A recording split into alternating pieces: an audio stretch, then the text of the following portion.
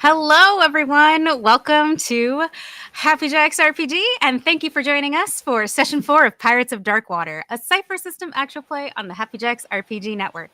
To catch up on past episodes, visit happyjacks.org/Pirates of Darkwater to find all of the shows on Happy Jacks network. And sorry, I can talk English today. To find all of the other shows on the Happy Jacks network, because there are many, visit happyjacks.org. I promise you, I woke up and had caffeine today. I'm still waiting for it to kick in.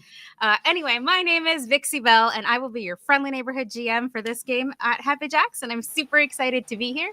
I will be playing everyone and everything else, to quote Brendan Mulligan, if you've listened to Worlds Beyond Number anyway. And as always, I cannot tell this wonderful story by myself. I rely on this wonderful table of storytellers to tell the story with me. Now, that said, I get to choose one of you as my wonderful victim to talk about yourselves and maybe, tell people about you and the character you're playing. I think today we're going to start with my favorite googly-eyed bandit, Courtney. Hey, all right. Sorry, my character sheet disappeared for a moment. What do I say? Hi, I'm Courtney, and I play the little gremlin-y, goblin-y, delightful, googly-eyed, former baddie pirate Osmond. Let's see. I think Ozzy is still a baddie, but not in the same way. Fine. It's fine. Okay, and also at the table today, we have the wonderful Sophie. We missed you, and some stuff happened while you were away. You kind of got signed up for a fighting tournament. It's fine. It's what I do. Hi, everyone. I'm Sam Star, using she, they, and the occasional they pronouns. And today, I get to fight. Hopefully. I play Sophie, she, they pronouns. A badass pirate with a sense of adventure and a lot of other screw-ups in between. Oh, but what great screw-ups they are. Chinatown is still sparkling. Anyway, and moving right along to our wonderful friend in red, brilliant red, can't miss him, Pooja. Why don't you tell us a little bit about yourself and your character? Hi, I'm Pooja. I don't use pronouns. Excuse me. I'm Pooja. I don't use pronouns. I am playing Zer, he, they. And, he's a very, very angry person who loves animals. I have no words, but I can feel the rage from here. It's like, large ball of rage covered in shell of, ooh, look, kitty. I love them. Yes, already. Agreed. Oh, they're going to be, yes. And last but not least, the wonderful but woefully unprepared Lloyd as Ari. Ari's the unprepared one. Lloyd is actually great at this. Don't worry. Lloyd, you're also muted. You're muted. I know. I said I was like, no. We're doing great today. Hi, I'm Lloyd. I am unprepared. I have a weird ringing in my ear. I don't know why it's there, but I'm hoping it's actually not permanent. And I'm looking forward to today's session. We are your pirates of dark water. It's going to be great. But yes, thank you guys for joining us on this Saturday. And let's go ahead and do our 1 minute recap. 1 to 3 minutes, actually. I get a whole 3 minutes like a TikTok video. Anyway, I know, I feel special. When we last left our intrepid heroes / adventurers / anything else under the sun that you would like to call them, pick a noun. I don't care. But they had just finished signing up for a fighting tournament that is being held on the island of Sara, which is not spelled the way you would spell sorrow. It's actually spelled Samraidh. Sara. Apparently it means summer in Gaelic. But anyway, here we are. So you have all signed up for this, including Sophie, who was overrun by pirates when you encountered the crew of the Dagron's Maw and their first mate, Brother Blackheart, who and also met a new person from that crew, Zer. So who then proceeded to turn coat and join your crew. I would say mutiny, but not enough sailors mutiny. The one guy who might have got turned into a block of ice. I'm just saying, like, so much for those conversations at the water cooler. You've become it now. So It's like, look, it was the biggest favor I could do him. yeah, it's fair. Anyway, so Hope he doesn't give you the cold shoulder. we're doing great. So It's okay. I'm sure he'll thaw to me eventually. God damn it, Poocher. Thank you much for watching Happy Jacks, Happy Jacks. Please thank our moderators for all the fine work that they do. oh my god. Kimmy's out there somewhere going, "Are you okay?" I don't know that we are. But anyway. Never okay. Never okay. So that said, after meeting Zaire and Sophie almost being knocked unconscious by sheer numbers, because one person is not going to knock out Sophie, no, but like 10 pirates at once and also trying to navigate a ship so it doesn't get run over by the incredibly huge ship that it's being attacked by. That's a little much even for Sophie. So Sophie was knocked out, was saved by Ari when Ozzy had to take the wheel, because when we ask Ozzy to take the wheel, we know that we are engaging in Fast and the Furious with boats. So Ozzy decided it would be a fantastic idea to make an extreme left turn that turned the ship kind of sideways. Sophie went sliding and Ari went, "Cool, how about my best friend not die today?"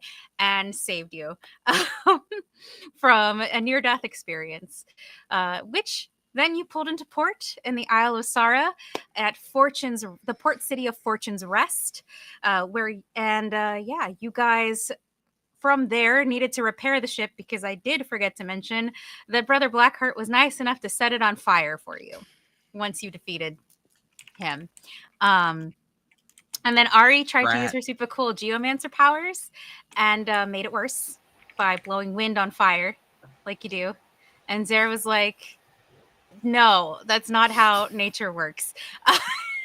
And helped put the fire out. So once we got there, yeah, I know, Sophie, we were at it. There's more to this, Sophie. You're gonna find out a whole bunch of stuff today. It's gonna be great. I'm so confused when water is everywhere. Why wind was your first option?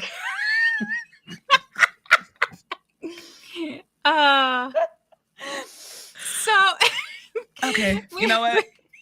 Continue. I'm just. Sophie's like hearing all this, like, why? Like Sam is like, why? The player and the character are like, right. So you pulled into port. You realized the ship needed repairs. Ozzy, Komu, and Zaire went off to find a shipwright to help with the repairs, where you discovered a festival was underway. And your shipwright, after giving you the itemized bill for the repairs you requested of 5,000 gold, proceeded to tell you about the fighting tournament that is taking place on the Isle of Sara. To which you then went to the market square and signed up and placed bets if you're Ozzy. Ozzy bought some Scotch eggs we're calling them Scotch eggs because that's the Earth comparison, but they're like Mer Scotch eggs, so they're probably like some kind of fish egg and some kind of meat. But yeah, it'd be delicious. But yes, so Ozzy placed some bets. Komu decided to sign up as Komu Pirate Slayer, mostly because the other person in the tournament that's going to be competing is Brother Blackheart, who sailed in on the Dagron's Maw, just as Ari had finished the repairs on the Aurora, which Ari found out was sentient to a degree. So, yeah. So far, we're doing great. Ari has found out the ship is sentient, now has a communication, kind of telepathy with the ship. But wait, there's more in this recap. It's not over yet. I know Sam's over there like, what? I leave y'all alone for 5 minutes, 10 tops. And you're all, yeah, correct. Okay. So, while in the market square, Brother Blackheart and Zaire had some words. They were not friendly words. Although some fanfic writers might go enemy to lovers arc. We but, were you know. standing very close together. Yes. And Brother Blackheart also has entered the fighting tournament, all while swearing vengeance on Zare and telling Zare that he will find them and the rest of the crew of the Aurora. As long as he has his special little asset provided by Ari's sister, Jenna, who we found out is seen as not as a captain, but as a glorified hostage on the Dagron's Maw. Yeah, it's a good time. Great time. But yeah, and then when we returned to Ari decided that it would be a really fun and cool idea to go to the Dagron's Maw after it pulled into port to just kind of, roll up by herself. Fortunately for Ari, there was no one on the ship because everyone was like, dear God, we've been out at sea so long. Can we just get a hot dog? And that's where they went. That's what they went to do. Except there was one person on the ship that Ari found tied to the mast. None other than Cassandra, the woman that Ari had met in her dreams in episode 3. Cassandra was worse for wear, very weak, and explained that she is something called an Esper, a member of one of the oldest families of Myr who have a strong telepathic connection to themselves and the planet of Myr. They are the chroniclers of the world and have been keeping track of all of the events on Myr for a long time. Where there is an Esper, all of the Espers are present at once. Ari had the brilliant and wonderful idea of not just untying Cassandra, but bringing Cassandra back to the Aurora. And maybe getting her a sandwich because she hadn't eaten properly in a while. But yeah, and that is where we left our heroes in preparation for this tournament. Sophie was being tended to this entire time below decks by Niddler, who was also left on the ship. When he's the uncle. He's the guy who's just making sure that you stay alive for, to find all of these cool and wonderful things that have happened. But yeah, so that is where we left our heroes. Currently, the day has passed. Sophie, you have been patched up. I will allow this to be a recovery roll for you as well. I don't know where your pools are at, your might, int, and speed pools, but we did have a recovery roll in the prior episode. So yeah, feel free to use that. And I will pull up my cheat sheet. I already have it pulled up if you need assistance with how recovery rolls work. Yeah, I was just about to ask. Hold on, I have the cheat sheet up myself too, I think. Sure. Yeah, here we go. Okay. Recovery pools. 1d6. 19. What tier are we? Oh, that is the other thing I forgot to mention. Last time with that 4 XP, which you got also, Sam, everybody in this group got it because I don't want to worry about who's where because I'm lazy. All of you went up a tier, so you are now tier 3. Cool. I have no idea how to level up. Sick. That is fine. You basically gain. So leveling up is just. Yeah, you can just tier up on the character builder, but you also can take your points to do stuff. You can choose for tier ups. You can choose to increase your capabilities, move towards perfection, get some extra effort, upgrade your skills, and also reduce the cost for things like wearing armor, adding 2 to your recovery rolls, or select a new type-based ability for your tier or a lower tier. And for our wonderful audience listening out there, we are using the old Cypher. We are not using the new Cypher, which is, I believe, still on Kickstarter right now. Be sure to check it out. They have made a lot of adjustments to the system, some of which I really like. It's just that because my players are new and learning the system, I didn't want to make things more confusing for them. But yeah. And so as far as tier ups goes, you're all tier 3. Feel free to spend your XP as you like. We do not have to do that right now. if you guys want to jump right into the story. But I will be available to help you at some point. So I will definitely need help because I'm trying to do it and it keeps telling me you don't have enough XP. I'm like, I have 10. So I don't know. because you have need to spend it. you have to spend it. Yeah, I'm trying to, I don't know how. The system We'll is not. We'll We'll get walk there. you through it. Well, Yeah. I, We'll look, walk I just you want to through be a it. little goblin, so I don't even care. I'm a little goblin. Yes. Yes, that's fine. We'll figure that out later. But yes, you are all tiered up. You're all tier 3 now. You're gonna get some cool shiny things for episode 6, which is our halfway episode. I'm super excited about that. But for now, let's lay the groundwork for episode 5, shall we? Are y'all ready to play a game? Let's Mhm. go. Okay. We have left our heroes. All of you have taken respite on your ship. You are currently asleep, and we are in the wee hours of the dawn. It's early morning in Fortune's Rest. So early, in fact, that the skies are just beginning to turn the purplish blue of the Marian dawn. Water laps lazily against the coast a few miles from the port city, washing over what appears to be a humanoid creature laying against the sand.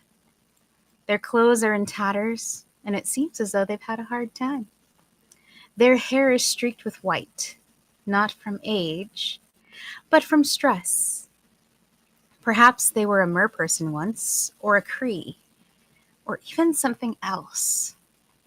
However, when their pitch black eyes open, it is apparent that they are no longer what they once were. They bring themselves to their feet, gathering a small, orb-like structure from beside them. It looks like a black pearl with a luminous violet glow from within. Their slow, loping walk matches the lull of the waves as they head in the direction of Fortune's Rest, leaving the wreckage of a ship behind them. The last thought given to their appearance is a bit of tattered canvas tossed casually over their shoulders. And from their lips, they whisper, "So it begins." But it's tournament day. So our wonderful heroes are currently on the ship, and the sun is rising. What are you all up to?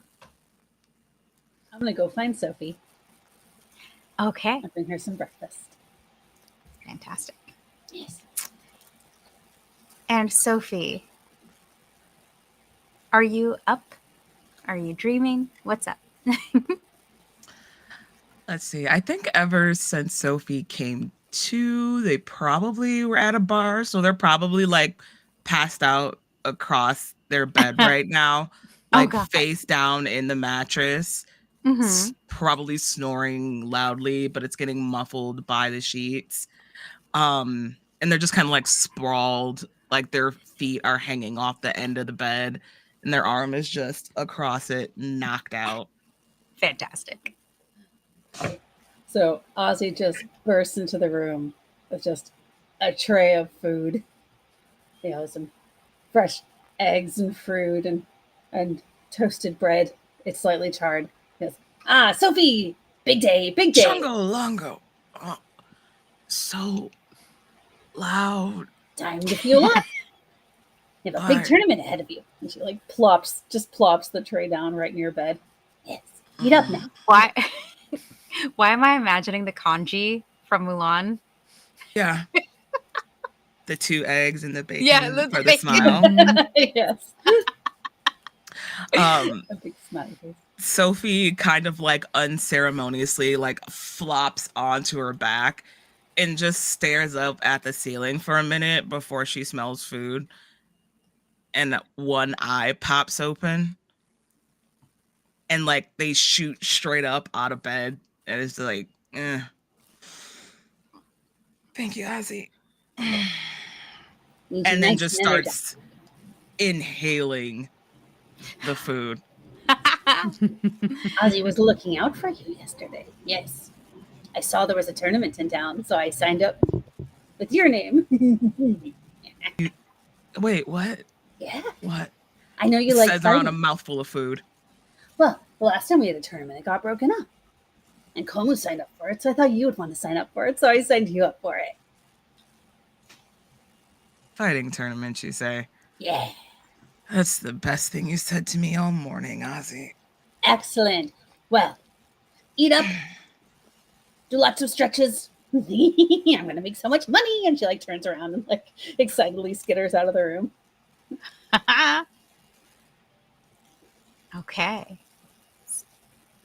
So that is Sophie and Ozzy. Sophie, did you have anything to add here before we move on? No, Just want to double check. thank you. Yes. Zare, what are you up to right now? I think Sarah wakes up ridiculously early, but then Okay. lays in bed for the next hour. You're so Just- real for that. Just like, it's nice not to have to do anything. And there's like a cat pads across the floor, leaps onto their chest. Aw. Eight. No, oh, come on. Just It starts purring. Just Purring. lays down. It's like, this is my spot now. Mhm. Like directly across his face. This is great. I love it here. I can't breathe. But this is how Zare knows that it's time to rustle up some kind of breakfast. So gets up. Mhm. I didn't know that you had a cat. So how did this cat get on board and nobody noticed? There, I think, is just during the like the boarding from the Dagron's maw, and this whole like we were all so focused on Brother Blackheart and then the fire and then everything else, and it just like boop. And then like just and then just did what it wanted for the last day. Oh God, amazing.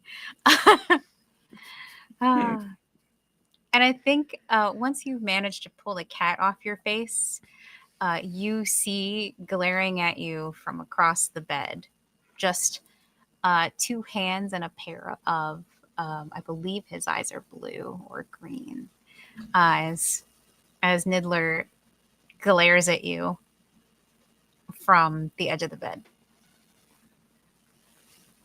Hello? Why do you look like him? Look like Him. You know who I'm talking about. He looks from left to right to make sure that there is no one, like just listening to make sure that there's no one around. Bloth. just oh. You have his eyes. I'd never forget them.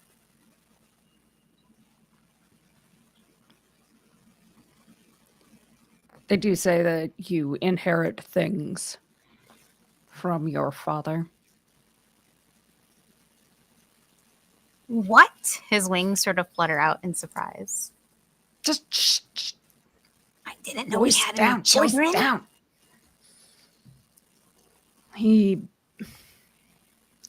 Pirates get around. I didn't even think he'd be capable of that. I really don't want to talk about what he might have been capable of with my mother. He, like, if he had a nose to wrinkle, he would, but he does not. He has a beak. So his beak just kind of pulls up a little bit. It's like, well, if you touch a hair on Ari's head, I'll make sure you regret it. and he's like, he puffs himself up and tries to look as threatening as he can. But this is also Niddler. Niddler doesn't look that threatening to begin with, so he And just I looks lean like and I lean over. Little monkey bird. If I had wanted to harm her, I have had ample opportunity.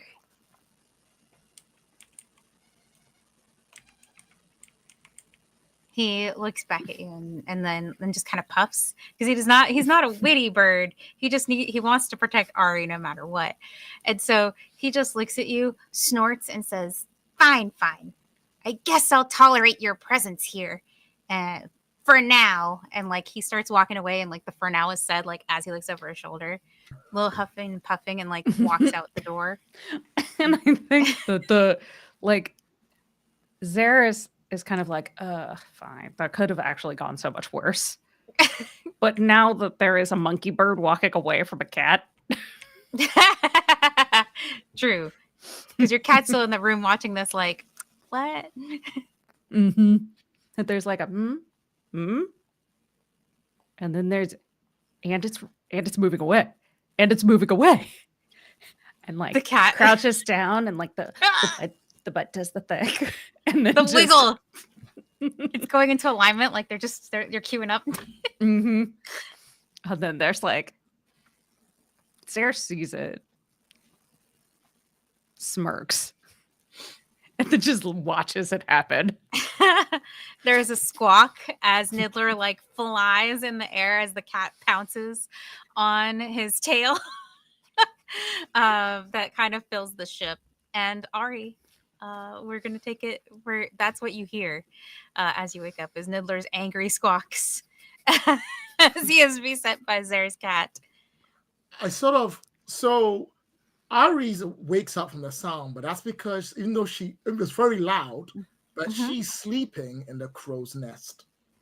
Oh, She okay. gave up her bed for Cassandra to make sure Cassandra was okay, and left Nida to take care of them, but actually spent the night looking through a spyglass at the dragon's maw and fell asleep up there doing so. Okay. So she sort of and then like goes, "Oh, morning everyone," and then starts looking to make sure they're not being followed. The dragon's maw has been in port and has shown no signs of recognizing the aurora, which changed colors last session, or basically looking for you guys. It's been fairly, aside from the noise of the Esper going missing and pirates frantically searching for their missing cargo, you can tell that they can't really be super overt about it, because if they reveal who Cassandra is, it could cause more problems than it would be worth. But they seem to have also given up the search for Cassandra for now, at least. Because even pirates have to eat something and go to sleep. So, but you can tell that they are, as you look at the Dagron's Maw and you study them, that ship operates like a well-oiled machine. There are people like, that ship is scrubbed. People are doing maintenance on the ship. Like, this pirate crew works very well together. And that's what makes them all the more scary. Oh. Yes. And at one point you even see the imposing figure of Brother Blackheart with his blade practicing.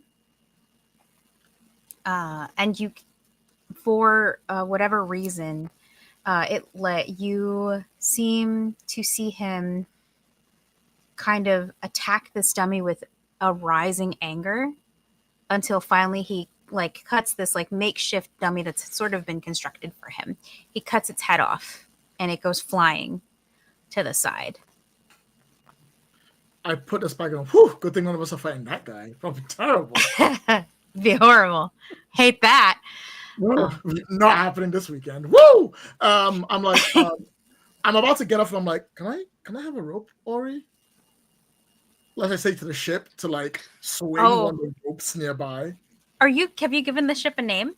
Yeah, or Ori. just like Ori, like Yeah, Ari, like but with a Aurora, but U. shortened. Oh, okay. And the ship, because the ship doesn't really use words, a rope conveniently swings, like just seems somehow gets loose and swings towards you. Whew. Thanks, babes. So, and as you land, you realize that the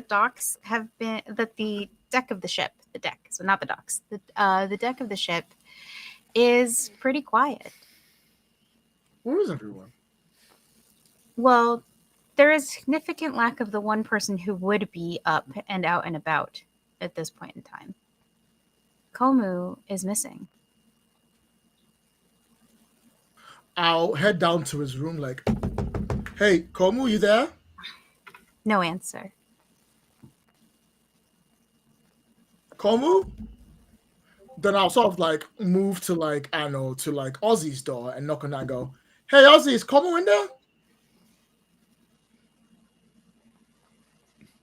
Ozzy, you're muted. Sorry, it's being polite. Huh? No, this is Ozzy's room. All good. It's my space. Why would he be in here? I just got a silly question. Don't know what I was thinking. Don't worry about it. Then I'll move to Sophie's room and be like, hey, Sophie, you awake? Sophie cracks their door and just sticks their head out bleary-eyed. What's up, Ari? Hey, is Komu in there? You think me and Komu? Why would he be in my room? I don't know. He's not in his. I just thought I'd ask. Oh, no. He's not in there. What do you mean he's not? He's not like up on a deck somewhere? No. Did you see him on the docks? No.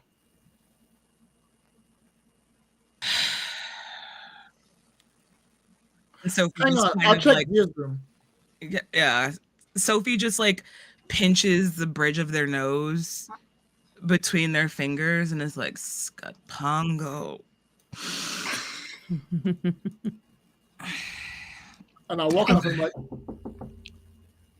Zia. Okay. Mm, Morning. Is Komu in here? no. Why would Como be in my room? Did you Why would send he Como not? to go in my room? Why would Komu not be able to be in your room? Because of privacy. You only got the room today. He could Still be popping to mine. say hello, give you breakfast. You could be having a private conversation about betraying everyone else and taking the ship over. I don't know. There are plenty of reasons why he'd be in your room. You just hear Sophie's door slam shut.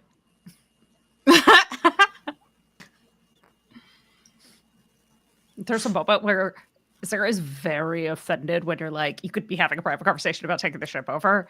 And then it's like, actually, you might be smarter than I thought. That's probably a good thing. Like, actually, you know what? Fair point. Like, I'll give Okay, it to team you. meeting, everyone. Everybody wake up. We got a team meeting. Everyone on deck. Come on. Let's go. Ari. And Yeah. Sophie comes out of their room, like, throwing on the rest of their clothes, just so slouched and clearly hungover. It is so early. You are so loud. You could just go door to door and tell people to come up on deck. You don't have to scream. You're here now. And then Sophie goes, everybody on deck! And stomps up the steps. I'm the dang captain. Anyway. I think the last door to open is your door, Ari, as Cassandra slowly and carefully, like, kind of comes out. She's had some food since she arrived, so she's a little better than she was when you found her the day before. But she's still wearing, like, she now that it's dried out, she obviously put it to dry after you guys took a swim. But she's back to wearing her cowl, with like the sleeves and such, that kind of covers her face when she has the hood up. But for the purposes of this, she actually does have the hood down. So you can see her features and her short brown hair as well. So she's like, "What? Why is it so noisy this morning?" Don't worry about it, you go back down below and get some sleep. You don't have to come up. You're fine. All right. I figure you might not want me too many places today because of, the hunt or whatever. Yeah, good point. Stay in the room, stay low, stay quiet. I'll bring you some food later. Have a good sleep. I'll see you in a minute. Okay.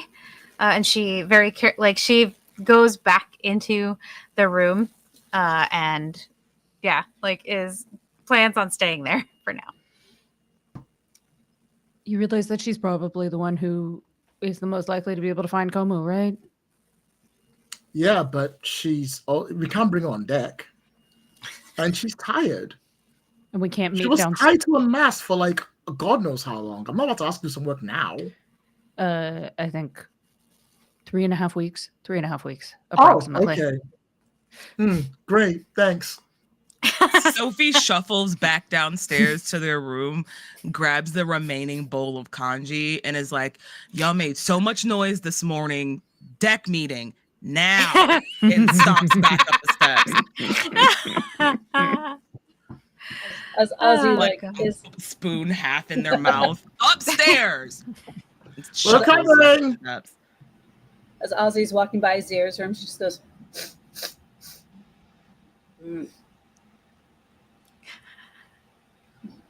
and then we'll follow and go upstairs. Hilarious. I think when everyone arrives on the upper decks, like once you get above decks there, you do see Niddler still tussling with the cat, not in like they're wrestling, but in the like stop messing with my tail kind of a situation. Like it's very much the tail. Niddler moves the tail. Cat believes it's yes. Like pounces on the tail. It's like, yes, this is the best game ever. And like even when he tries to fly away from the cat, like where he lands, the cat's still doing one of these as the tail swings, and he's like, "Stop it, stop!" But yeah, and everyone soon arrives on deck to discuss the disappearance of Komu. All right, so where'd that cat come from? It's so cute. Anyway, so come here, kitty. There we go. Ozzy. I just want to pet it. Just pet. Okay. Thank you. Just hasn't had breakfast yet. Might eat you. I just figured the cat does a thing where like you go to pet it and they're like just dead to not let you touch it. Like, no. So I think Sophie rips off a piece of the bacon from their kanji and like just drops it on the floor by their feet. All right. So and Sophie like points over each member of the crew, like looking them directly in the face. Anyone notice anybody that's missing? Took you too long. Komu, where is he? Oh, that one. That is probably off meditating or spewing some silly catchphrase about being a warrior to some kids on the beach. That does sound like Komu. Yeah. Point of order. Komu always does sick Carters on the deck in the morning. Was not here to do it. Really odd place. He does. That's weird. Yeah. Okay. So here's what we know. We have a fighting tournament later on today. Me and Komu, I believe. Right, Ozzy? The both of us? Yeah. Both of us are supposed to be fighting in that later. Hell yeah. Point of order. Yeah, sorry. I thought we were supposed to be trying to find the treasure of Rue today, not going some random fighting tournament. Do you want money or nah? What's money? Ari, don't say nothing else. Okay, unless I actively ask you questions. Don't say nothing else. Don't say nothing else. Now, there's a high chance possibility that Komu is off training right now, or teaching kids and the way of the fist or whatever it is that he does. Now, we should I have also a question. Yeah. So You. who aside from Ari would have stayed up late the night before? Okay. So Me. Oh, I'm sorry. I raised my hand. I have to say it out loud. Me. Okay. Yes. No, that's yes, fine. yes. I think Zare would also new place, not comfortable, like kicking and out. the Dagron's Maw's right across the way. So, all right. So as you're asking these questions, Sophie and Zare, both of you recall seeing Komu the night before. Zare, you recall that Komu left the ship, but don't recall why. And Sophie, you ran into Komu as he was leaving the ship, but again, you don't recall why he was leaving the ship. Okay. So like right before I blacked out,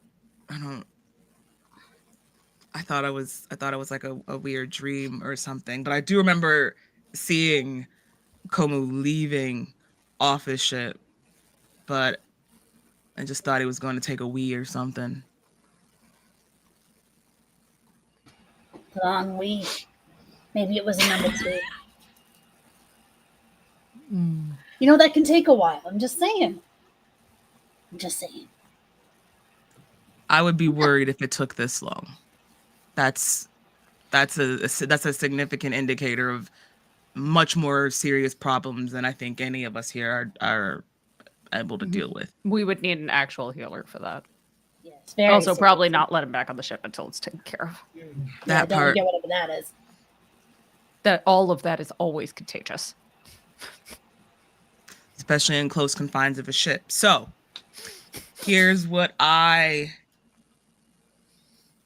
the captain of this here vessel, and Sophie kind of stands up and straightens, stumbles a bit, but stands back on their own 2 feet. As a captain of this here vessel, I suggest that we give it some time. Komu is very internal to themselves. I think we should keep our heads on a swivel for him and signs of him around. But ultimately, if he does not make it back to the ship, probably closer to fight time, because I know he really wanted to do that too, I think. But closer to fight time, if he doesn't show up, we got, again, big fish to fry. No pun intended. Fish. As you say big fish to fry, all of you hear the sound of a horn being blown. And because you guys are kind of the closest to the entryway into Fortune's Rest, you also hear the flap as a large and colorful banner is unfurled from the from a flagpole that's at the edge of the dock. The heraldry on it is that of a shield. Basically, like a coat of arms, you have a shield with a halberd and a spear across the back of the shield. Like the shield is in the foreground. It is in red and gold, the sigil of the Prime Minister of Sara. And as you follow the sound of those sounds, you see 2 people, both dressed in these red and gold heraldic colors, with white shirts. One is holding the horn in question and continues to blow it to gather the attention of the people on the dock, and the other seems to be holding a piece of parchment in their hand, waiting. And you can see other sailors starting to debark the ship and come towards these 2 people.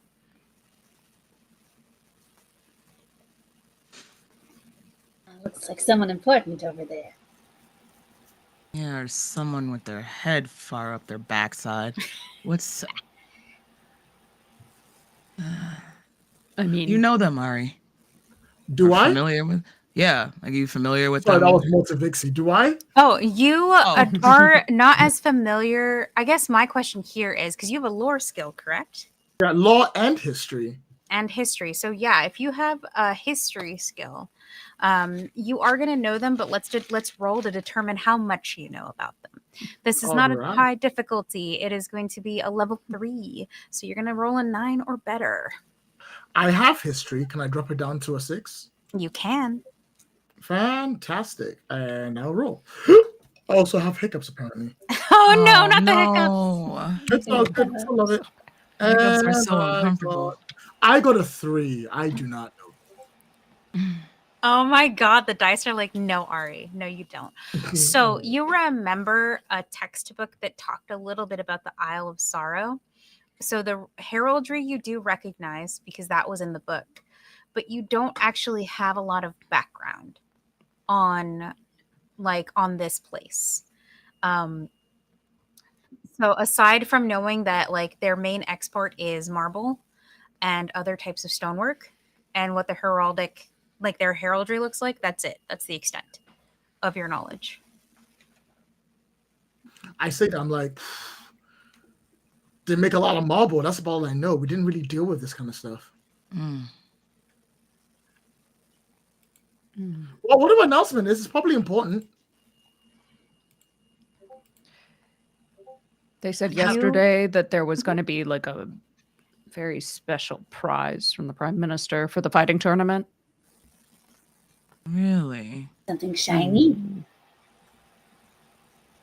It was Hopefully. Something shiny that can buy more mead. Maybe Pay a off couple of the- barrels of fish. pay off the shipwright to finish these Yeah. repairs. It's not like it would be a treasure of rule or anything. Wouldn't that be delightful? Not on this Saturday morning cartoon. Never. We're gonna buy so much rum. The squawk of a monkey bird interrupts your thoughts as and when Ari, you're facing the Digron's Maw because you've been like kind of keeping an eye on it. You can see that pink and purple monkey bird circling, probably gathering the attention of the crew to bring them towards these people. Which means Brother Blackheart and the crew of the Digron's Maw, as well as your sister, will be present in this crowd. Okay, we're just gonna let's maybe hang back a little bit. We can hear it from here, I'm sure. Can I take one of the ropes and like swing it to smack the bird out of the sky? The Digron's Maw is across the it's several over, so it's not. I enough misunderstood. Sorry. Yeah. They're circling their crow's nest. Not yours. Gotcha. I thought they were over here. Okay, cool. No. Not yet, anyway. And they wouldn't because Niddler actually did get into a tussle with that monkey bird, and so this is Niddler's territory. They're not going to try to challenge Niddler again unless Brother Blackheart decides that he's recognized you, the Aurora, and is like, F this crap. You took We're good. We're too far away. He won't see us. You took my sailor. I'm going to burn your ship down. Yay. No one took anything. Your No, sailor they- left. Also, on their I own don't volition. belong to you. Zara's going to be like, I have words for this, Brother Blackheart. Yeet. But yeah, so correct. But Brother Blackheart is not the brightest crayon in the box. I think we've established that. But yeah, so what do you guys do? Are you debarking the ship? Are you going to just kind of listen from the back? Can we put on cloaks and then go into the crowd? I mean, you can. How does the table feel about that? Oh, you're muted, Courtney. I'm sorry. What? Are you still muted? Courtney Yeah, said, still "Oh, muted. they- I thought I she just unmuted Yeah. herself." No, I was like, where are all these cloaks suddenly coming from? Like, as far as I Oh, know, we that's don't fair. really have extra stuff. True. Okay. Also, I gonna feel like to like in a blend in. place where it's constantly this hot and this wet. Yeah. Yeah, it is you are in the south, and it is humid and gross. So we are going to draw a lot of attention to ourselves if we suddenly just Cover up completely. Well, we should find out what's going on. We can't do it from here. Well, I say we you go have to a all bar. that wind control. Why don't you use it to Turn on the AC. make the words come to us? Make the words come to. You think Sound travels on wind, so on, so forth. Okay, Sophie, I love you, but I'm pretty certain we have no idea what we're talking about. I don't think that word means. Like, I don't think that's something I can just do. I can't just do that thing. It's kind of hard.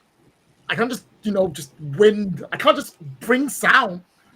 Can I not just bring sound? So you can. I mean, if you can ship, make a but you breeze. can't bring sound. I'll put my hand in the ship and I'll look over and I'll attempt to just take a deep breath and I'll like to bring the sound to us. Okay. That's going to be another roll. It's a level 4 Right. challenge. So it's going to be a 12 to try to bring the sound to you guys. Of what's Fantastic. going on. Do you have anything that might ease it? I have a skill in Okay. my necromancy, Okay. which would be 1. I have an enabler in my wind control, which give me another 1. Okay. That's so that's cute. it. Okay. So it's going to go from a target number of 12 to a target number of 9 to a target number of 6. All right. Easy peasy lemon squeezy. Unless I roll a natural 1. Did you really? Yep. You know what that means? Oh, GM intrusion! Yay! I get a Roll the GM other intrusion. way. I'm so excited. They now hear You our guys are so interested in this story. If you choose to accept the GM intrusion, you do get 2 XP. One of those XP gets to go to one other player at this table. I So, always accept a gym intrusion. and I no do matter what not the care if gym it is is. action or story. Put it in whatever box you want. Love it. So I'm Love sure it. there's like I should Hey, do a Zia, thing. Like get there's one. Great idea. Yay! So yeah. So Ari, you attempt to do this, and as you attempt to like kind of tap into this fairly new skill of yours, a giant gust of wind explodes from around all of you, and we're talking like strong enough to like almost knock everyone off their feet. I instantly regret And this. actually push the banner was already waving in the wind backwards. This like hurricane strength gust. So in essence, the thing you were trying to avoid is the thing you just did. Remind me to never ask about that ever again. Point noted. Everyone sort of looks in the direction of the wind, including the crew of the Dagrons Mall, and sort of, thankfully, the aurora is a different color, so it's not immediately obvious who you are. But yeah, you kind of have made yourselves known. Good job.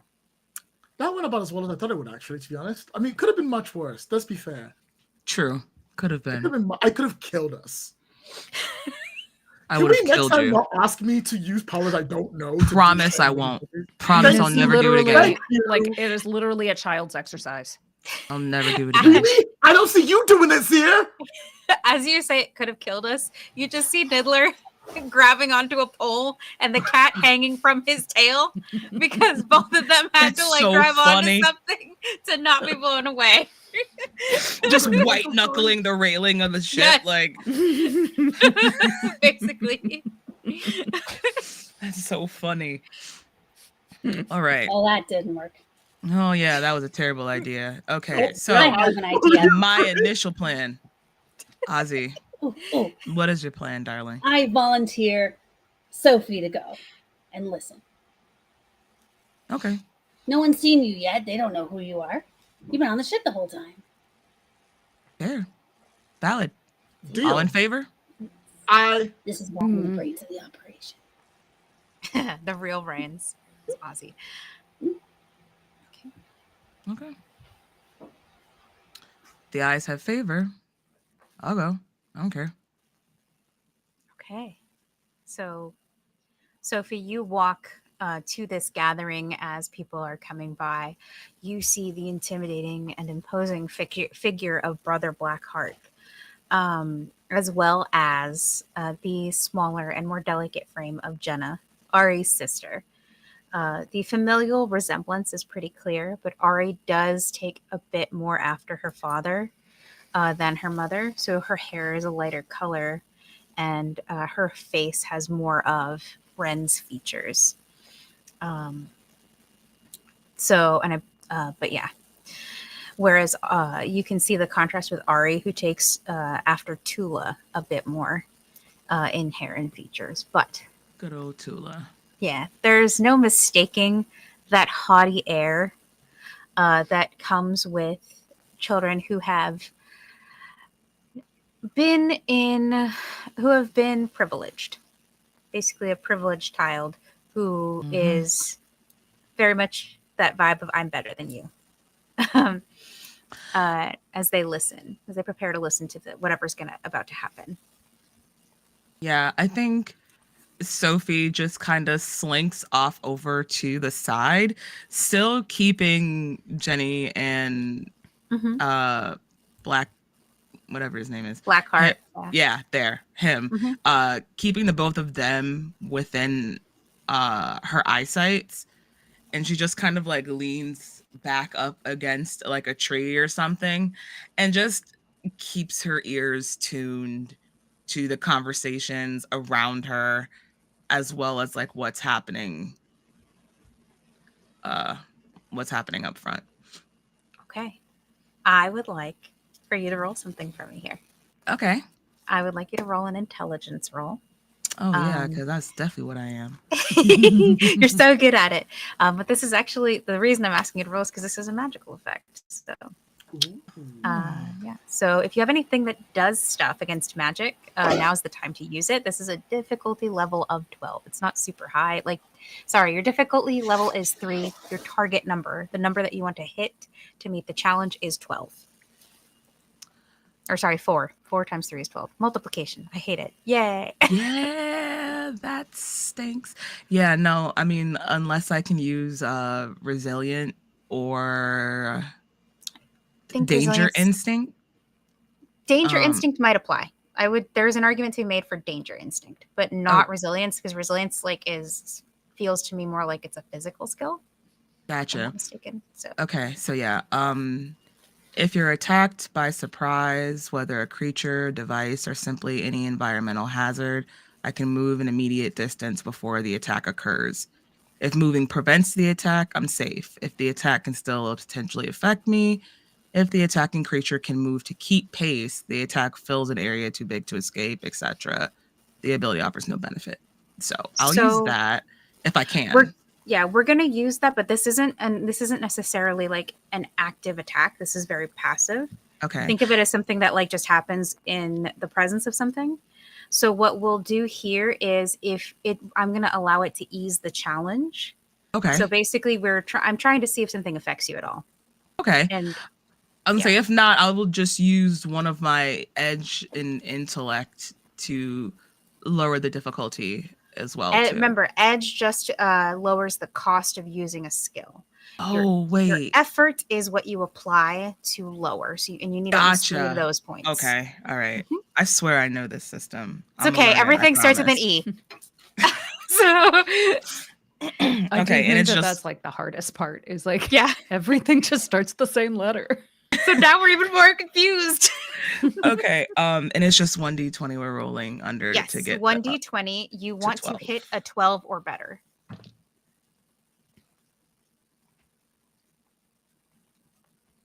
Can't read that. It's nice to shoot, that's a 13. To me. Woo! It's a 13. All right. So you I am gonna like give a nod to your danger instinct here. You kind of move to the side in the way that like, oh, something's coming up behind me, I should move. just after years of training in the martial arts. And that is good because you almost feel something as a figure appears behind you. And you can see that it's a bit strange. They have a blindfold on, but are wearing and seem to be wearing newer clothes. They're worn, but they don't quite seem to fit properly. It's almost like they're just a little too big. I would argue that you might think they were secondhand.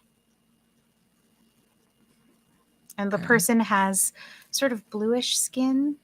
They remind you of a Cree, but also a little bit of a Mer person. Sophie they were kind of slouched and lax up against the tree, but I think once that presence kind of like makes its way up behind her, they stand a little straighter, subtly, but kind of like prepping themselves for some type of anything. Nothing happens, but there is like an unsettling sort of feeling that you get from them. I'll do that thing where I act like I'm gonna crack my back and like twist, but like look behind me. There is like, are you looking at them or are you trying to see? I'm gonna try to I'm gonna try to look at them and see if I can see at all what's on their person. Again, it's these kind of secondhand looking clothes that seem almost like they're a bit too big for them. A belt, like a sash, has been haphazardly tied around their waist. And from that sash seems to hang what looks like a leather pouch. Again, all of this looks used. Any weapons that I can see, like outlines? No weapons that you can see. Nothing. Just a kind of a lean frame, which is what, like, the lean frame of a swimmer, of someone who like swims a lot, which is what gave you the impression that they might have been a Mer person more than a Cree. Mm-hmm. And hair that has sort of been haphazardly pulled back into a loose ponytail that is long and has streaks of white in it. But their appearance gives you the impression that they are too young to have gone gray necessarily. And this very much gives the impression that there might be another reason, because typically your hair starts going white when the follicles are stressed.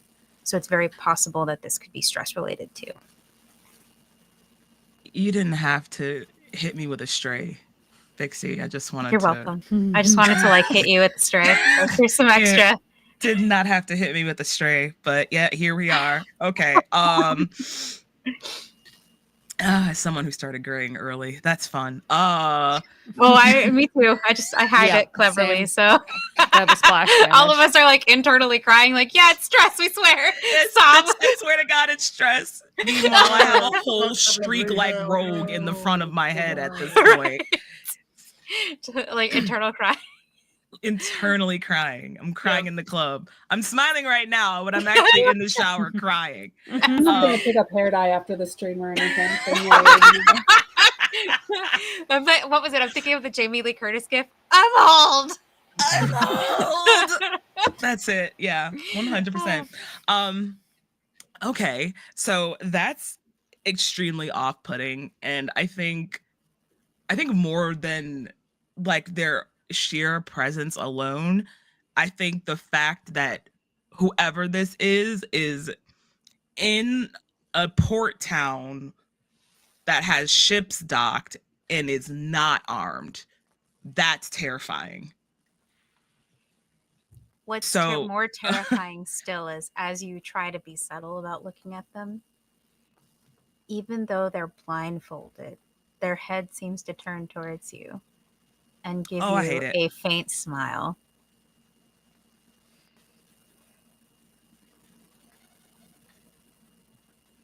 Sophie's just like nods like upward, but then like turns back around and tries to ignore that the best that Whatever they this can. is, I don't want to know. Whatever this is, I don't want to know. So I'm going to attempt to keep my gaze locked on Blackheart and Jenny. I'm hoping Jenny doesn't recognize me. Jenny from the block. No, Jenna doesn't seem to acknowledge your presence. Thank God. Necessarily. Okay. She seems much more interested in what's happening here, and rightfully so, because at this point is when these two people begin. The person with the parchment begins to speak and says, for those who are participating in the fighting tournament today on the Isle of Sara, welcome. We welcome you to our fair isle for this once-a-year opportunity. And as part of our welcome and as part of being a gracious host, our Prime Minister does invite all of our tournament participants to join us in the Hall of Champions for a meal, a brunch, if you will. Will there be booze? There will Sophie be all like manner... yells it, but like throws their voice so it sounds like it's coming from the opposite side of where they're at. Yes. Important questions. They pause for a moment and continue to read. There will be food and libations of all manner to be enjoyed by all. The Prime Minister is eager to speak of the pot that can be won by the champion fighter, as well as the prize that is on offer. As you all know, the Prime Minister has gotten his hands on a rare item that he wishes to gift to the best fighter at the tournament. We hope to see you there.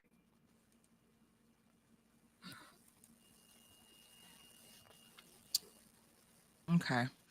And then he carefully rolls up the parchment and like all this build up for that, just to like for a breakfast invitation. Right. It's like, if you're fighting, come to brunch. Okay, bye. Yeah, so I think after that, Sophie kind of like launches himself up off of the tree that they were like lounging on. And she's just like, oh, this fanfare just for a brunch invitation. Unreal. And just walks away, but tries to walk around, but to get closer to where Jenny and Blackheart are. I want to try to hear if they're talking about anything amongst themselves. Awesome. And like as you doing that forces this interaction with the creepy person that has been standing behind you. I'm kind of intrigued by them now. Yeah. All you hear as you begin to pass by and move towards Blackheart and Jenna is, I smell magic upon you. Huh? It is very faint. It is a very faintest whisper. I think that stops Sophie in her tracks. And I think while she had like focused tunnel vision on Jenna and Blackheart,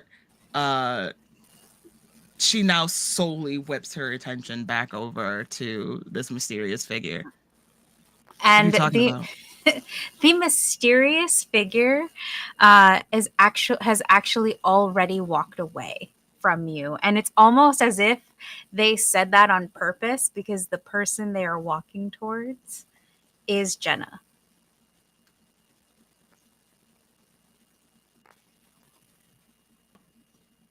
Backs up slowly. Damn it.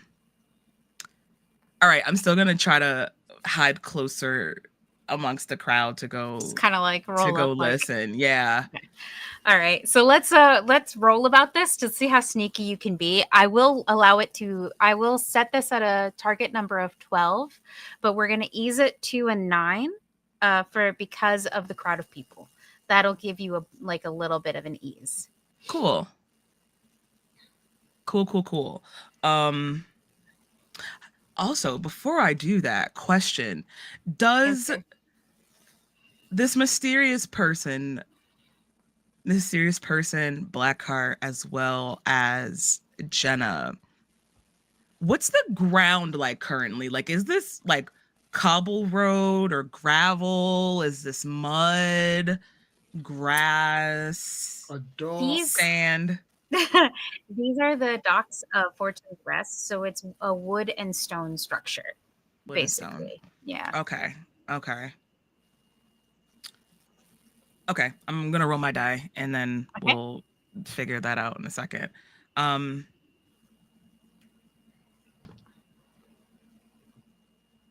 Natural 20. Major effect. Let's go. Okay. So you are able to expertly weave your way through the crowd. What does that look like for Sophie? Sophie is tall, but I think they still, throughout their life and time on a ship, they've grown very accustomed to making themselves smaller so that they can move quickly and efficiently in and out of through crowds of people, more specifically on deck, so that she could get to what she needed to do, but also like stay out of the way of her parents and stuff like that.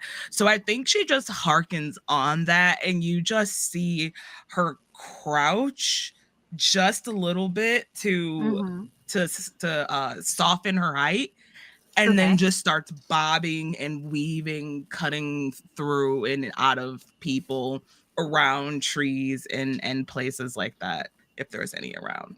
Wonderful.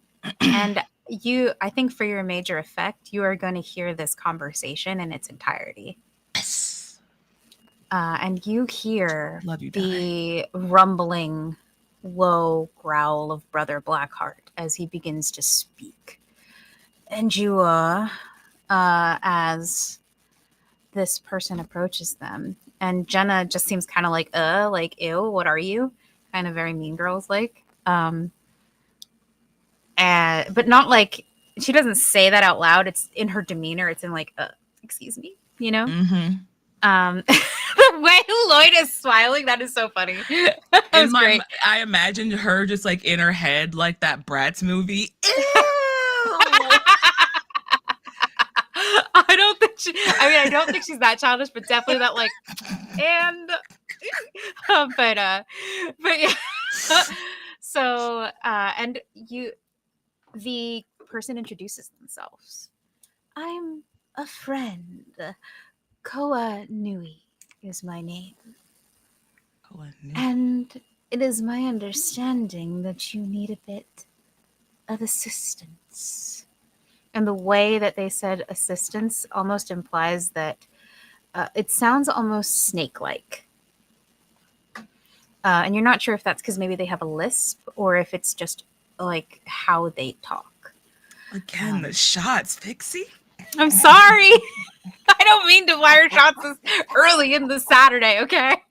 I'm just joking with you. It's very, strays, yes, but it's funny in general. Just playing. Yeah. Like it's very much, I'm thinking of like, I was thinking of snakes when I made this character, so I'm sorry in advance. Totally fine. Yeah. I'm just kidding. Okay. Yeah. So you said Koa-Nui? Koa Nui. Koa-Nui. Koa''Nui. Koa-Nui. Okay. And they extend their hand towards Brother Blackheart, completely bypassing Jenna. You can tell that like the person that they're interested in is Blackheart, not Jenna. And Brother Blackheart looks down at her hand and then back up at the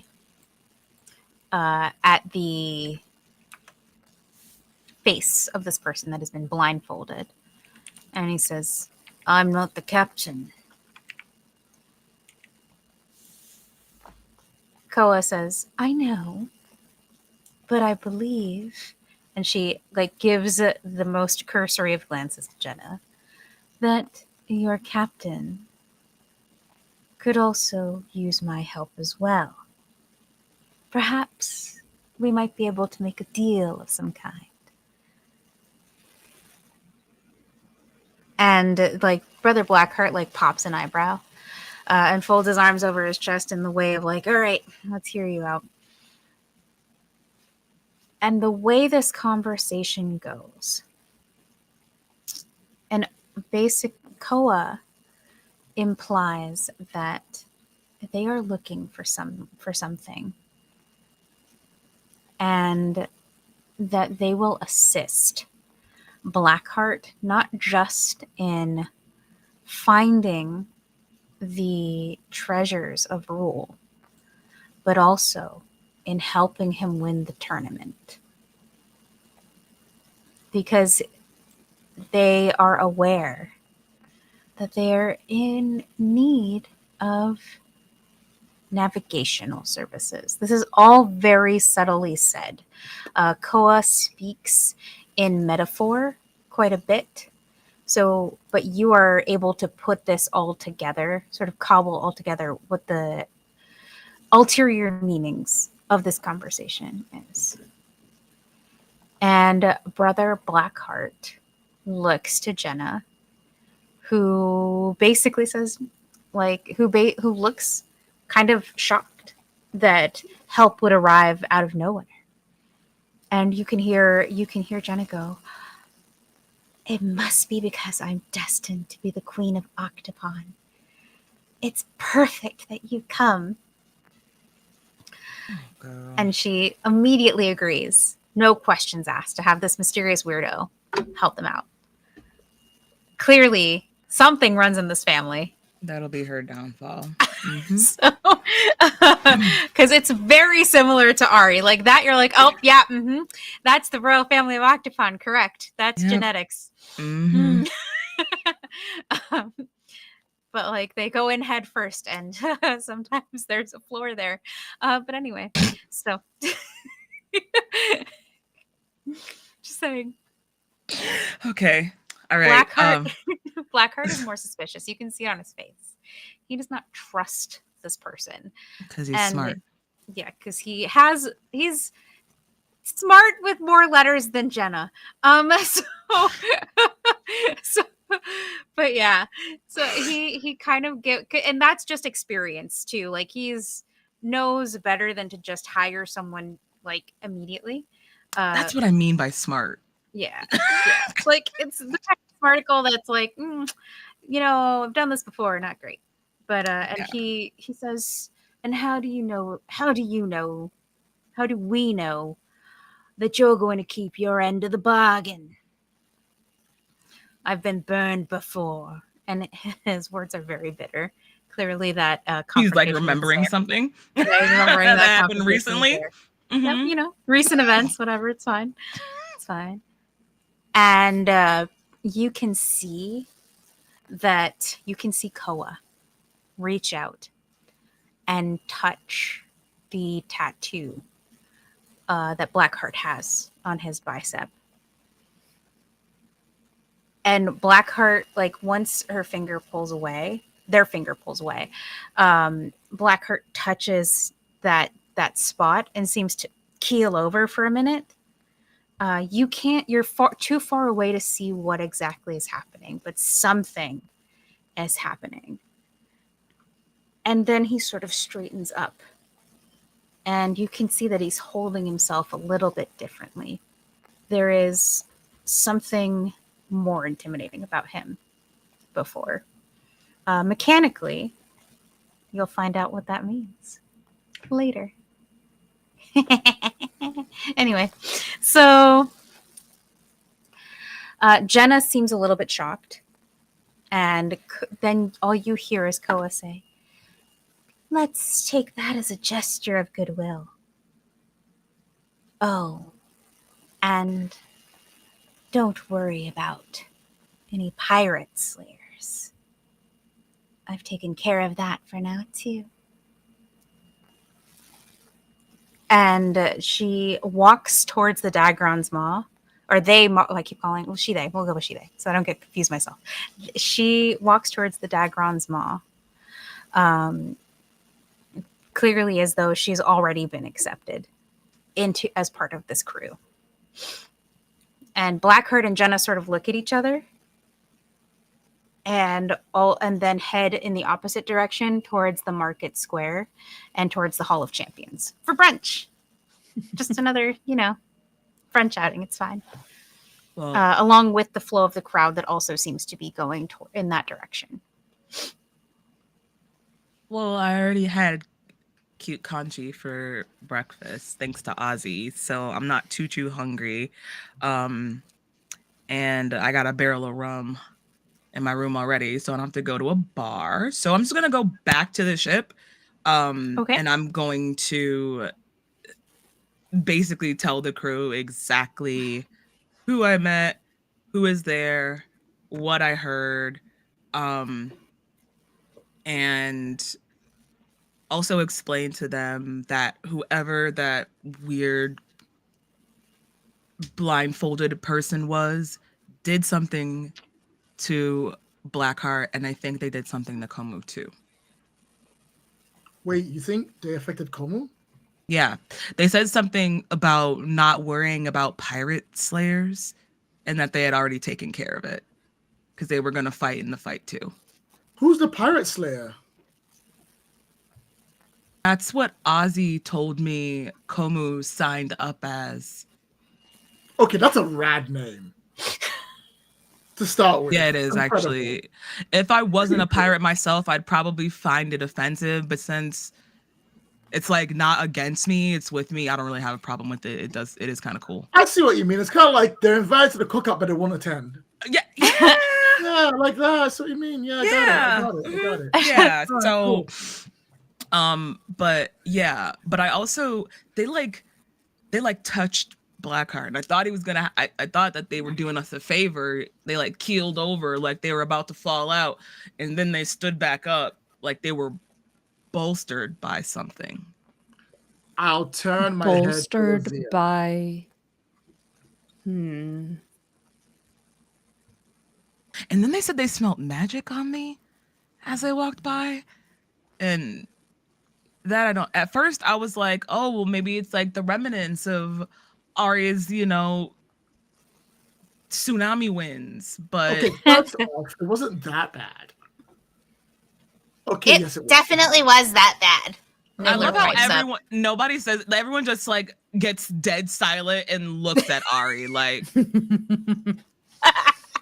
Great, you fall unconscious for a whole day and nobody comes to you. I do one mistake and sell it. Everyone's about so one mistake. I was walking away. You like, make I always have a one problem. mistake. one mistake, the ship, and you were unconscious prior to. This is my first time, so really, I get more of an advantage because I've Wait, been around. are more. y'all just prone to falling unconscious? Not me. That was like a first time. Honestly, I don't think we were either. Like, actually, maybe we are. I put gold down on you. I need you not to fall unconscious. I'm not 100% sure where we is coming from in that statement. You, maybe. I'm gonna go make you some We as in coffee so you don't plural. fall over. Okay. I love you, So Ozzy. May I try to see, like, from my magic training, if I might know something about, like, from this description? Yeah, I'll explain to you exactly what it was that I saw and how it all went down and what was done or from my do you perspective, what also- was done. explain what Koa looks like. Yes. Yeah, I'll definitely explain what Koa looks like. Their whole vibe too. Okay. And I'll even do like a really really bad lilted like vocal impersonation of what they sounded like too, just for added effect. Okay. So because we're going this far, I am going to allow that to ease the difficulty of this one level, but I will. It's still pretty high. Your original target number. This was a level 5, so your original target number was a 15. It is now dropped to a 12 with that, with the assistance of that information, as you gather that and try to parse that with the knowledge that you do have. You also said that you are going to use one of your skills, Magic correct? training. So I'm trained in magic, and that eases it one step. So that will drop from a 12 to a 9.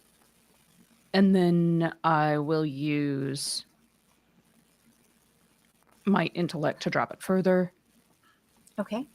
So May you're going to I? spend points from your pool? Yes, I will spend 1 Okay. point of intellect. I've got 2 edge in it, so it costs 1 point to drop it Okay. So another level. it's going to go from a 9 to a 6 that you need to hit. And then, Ari, you had something else you want to add?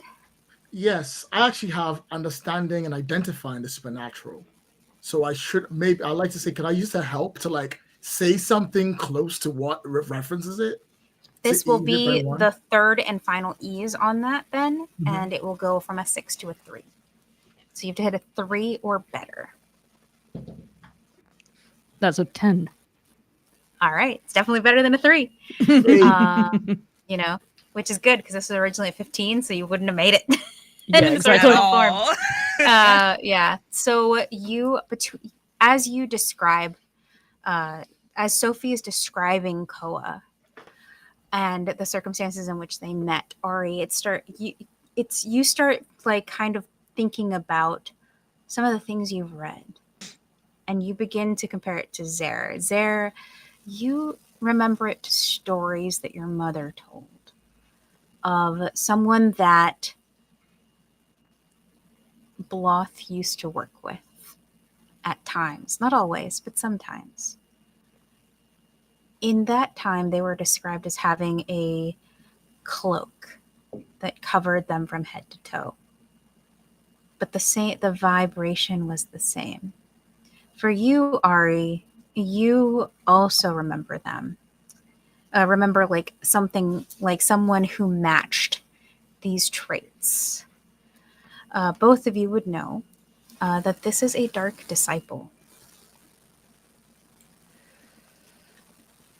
Or potentially a dark disciple. I'm going to say you're not 100% sure because you haven't personally encountered them, but it sounds like a dark disciple. And for those of you who are not fans of the show and who don't know or who may not be familiar with what a dark disciple is, a dark disciple is a follower of the Dark Dweller. Oh, no. And the Dark Dweller is the embodiment of dark water itself, the evil that has leaked through the cracks in the world of Myr. A dark disciple can manipulate the powers of dark water at will. They are very dangerous and often will take what they are is the creature. They actually were like one of the humanoids of Myr, one of the races of Myr, but their bodies have been overtaken by dark water and they are no longer human, for human in quotes. They're no longer what they were. They are now simply a vessel for the Dark Dweller. Oh, Scott Pongo. Oh, I knew it was bad. but I'm sure my father got rid of all of them before he left.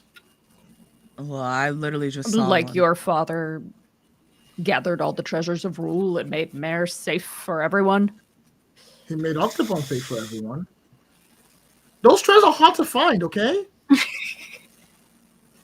It wasn't like he was being chased by an incredibly powerful pirate with a ship 10 times its size the entire time. It was a little hard. Gotta cut him some slack.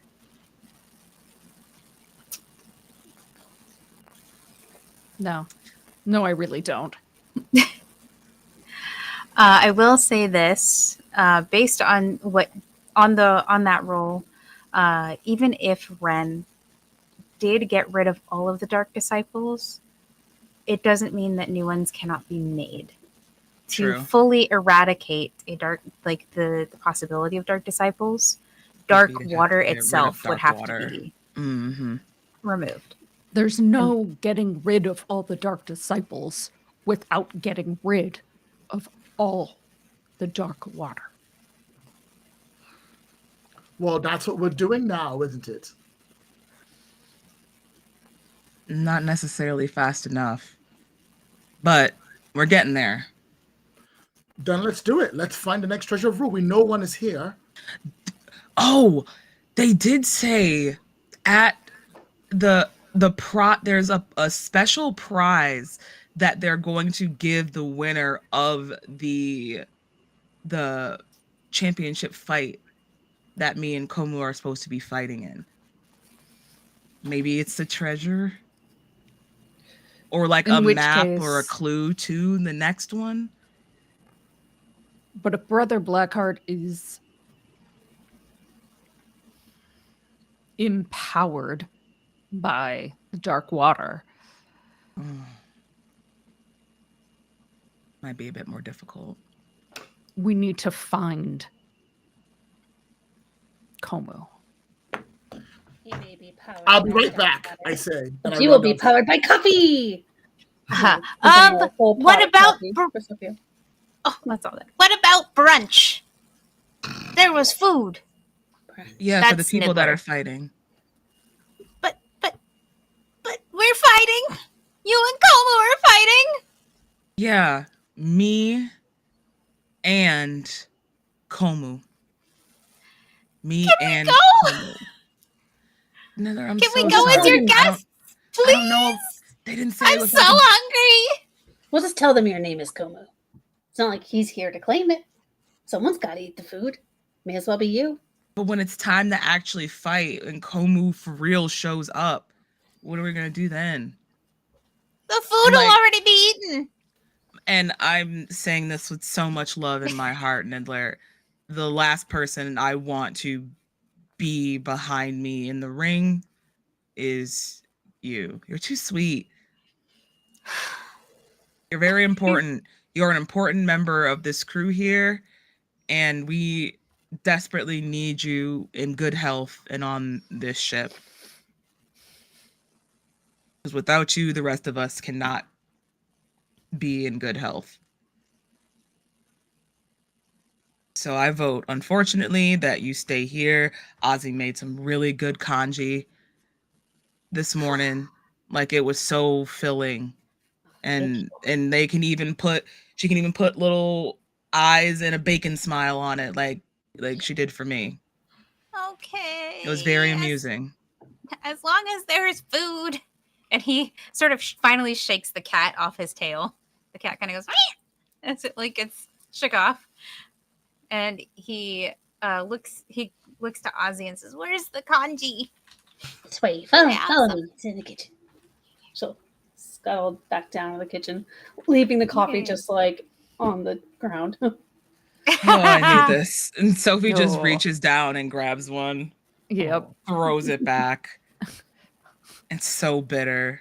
And very hot. It Very occurs hot. to you also, just as a above table note, there is a possibility that Komu could also have gone to this brunch.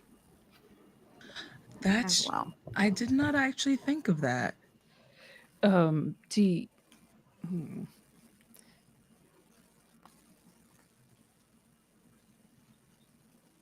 Maybe Komu could have went to the brunch. All right. I guess we're all gonna have to go to the brunch and figure out. Ari, are you actually saying like brunch? Like, do you No, actually I'm want going to out go? Cassandra. Oh. Okay. Yeah. Everything all right, food? I could really do with some more food. All right. All in I think favor of just- everyone crashing the brunch, say aye. Aye. I imagine a resounding aye comes from the rest of the ship. Of Yeah. Just everyone being like, yes. no, Nibbler will please. happily go with you. Yes. All right. The only person who they would like to go, but it wouldn't be a good idea for them to go without some kind of disguise, is Cassandra. No. I don't know what has been done to Blackheart. I think it's totally not until we have a full understanding of what exactly is affecting him, and if we can either neutralize it or ease it or something in that regard. I think you being anywhere above deck and off of this ship is a very bad idea. That's fine. I can stay with Cassandra if you still go to brunch.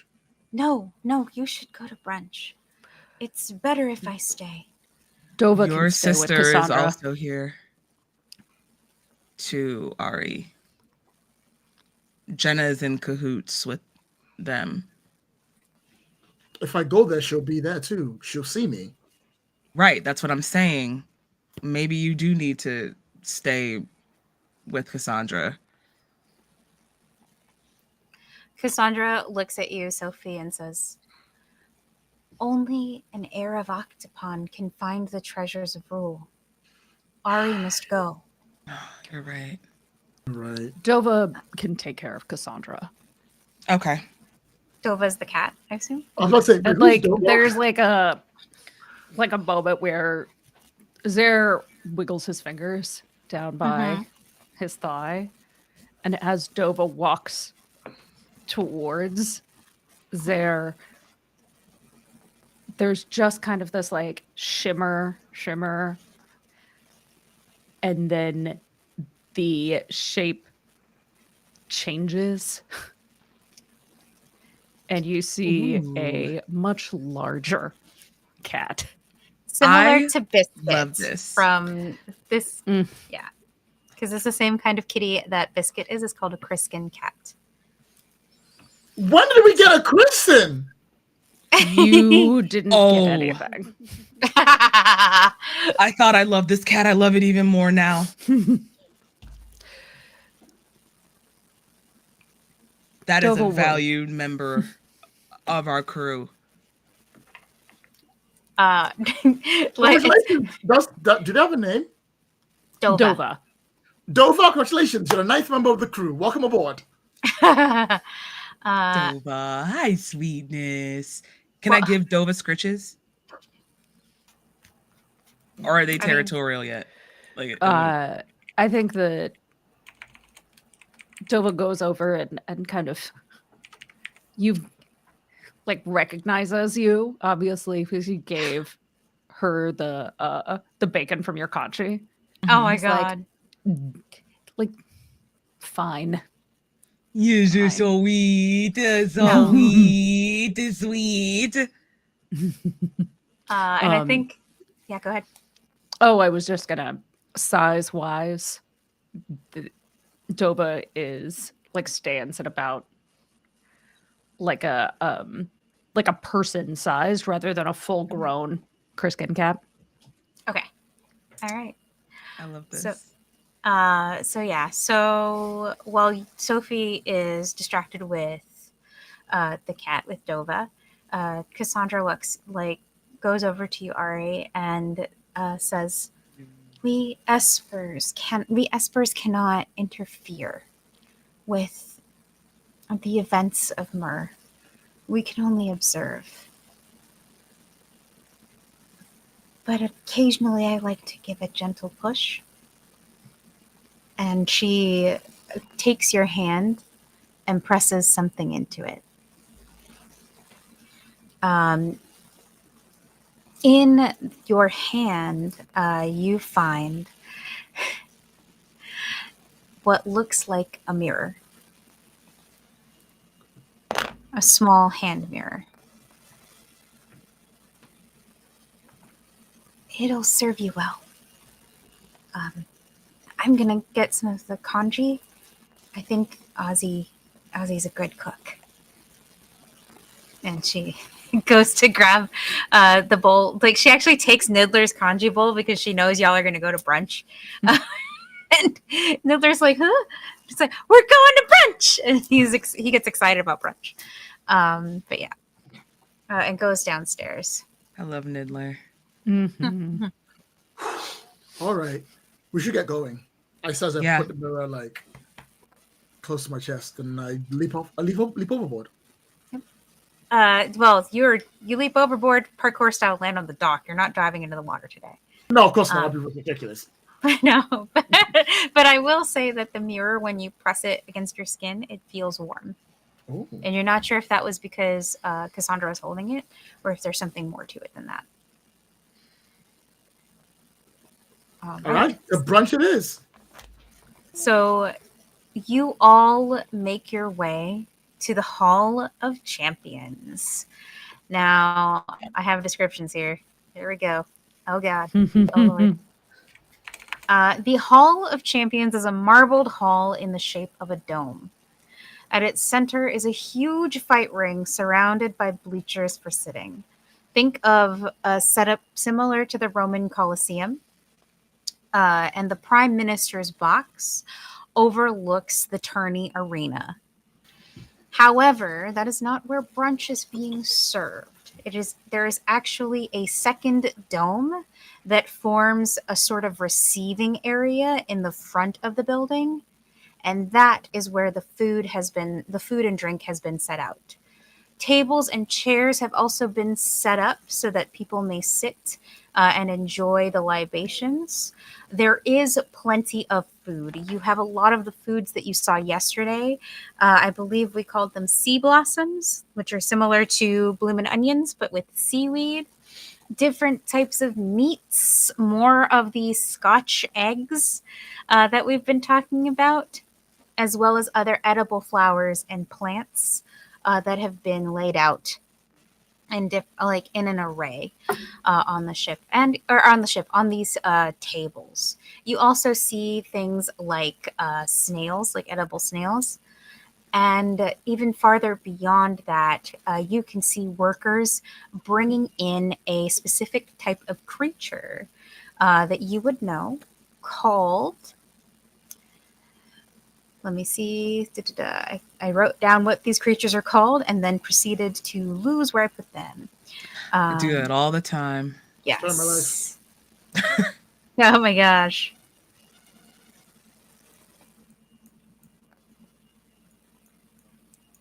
While you're looking for it, Yes. because Sam didn't get to do this last time, I'm very interested to see what Sophie's favorite thing that is being served at this brunch is. Oh, yes, please. Mm-hmm.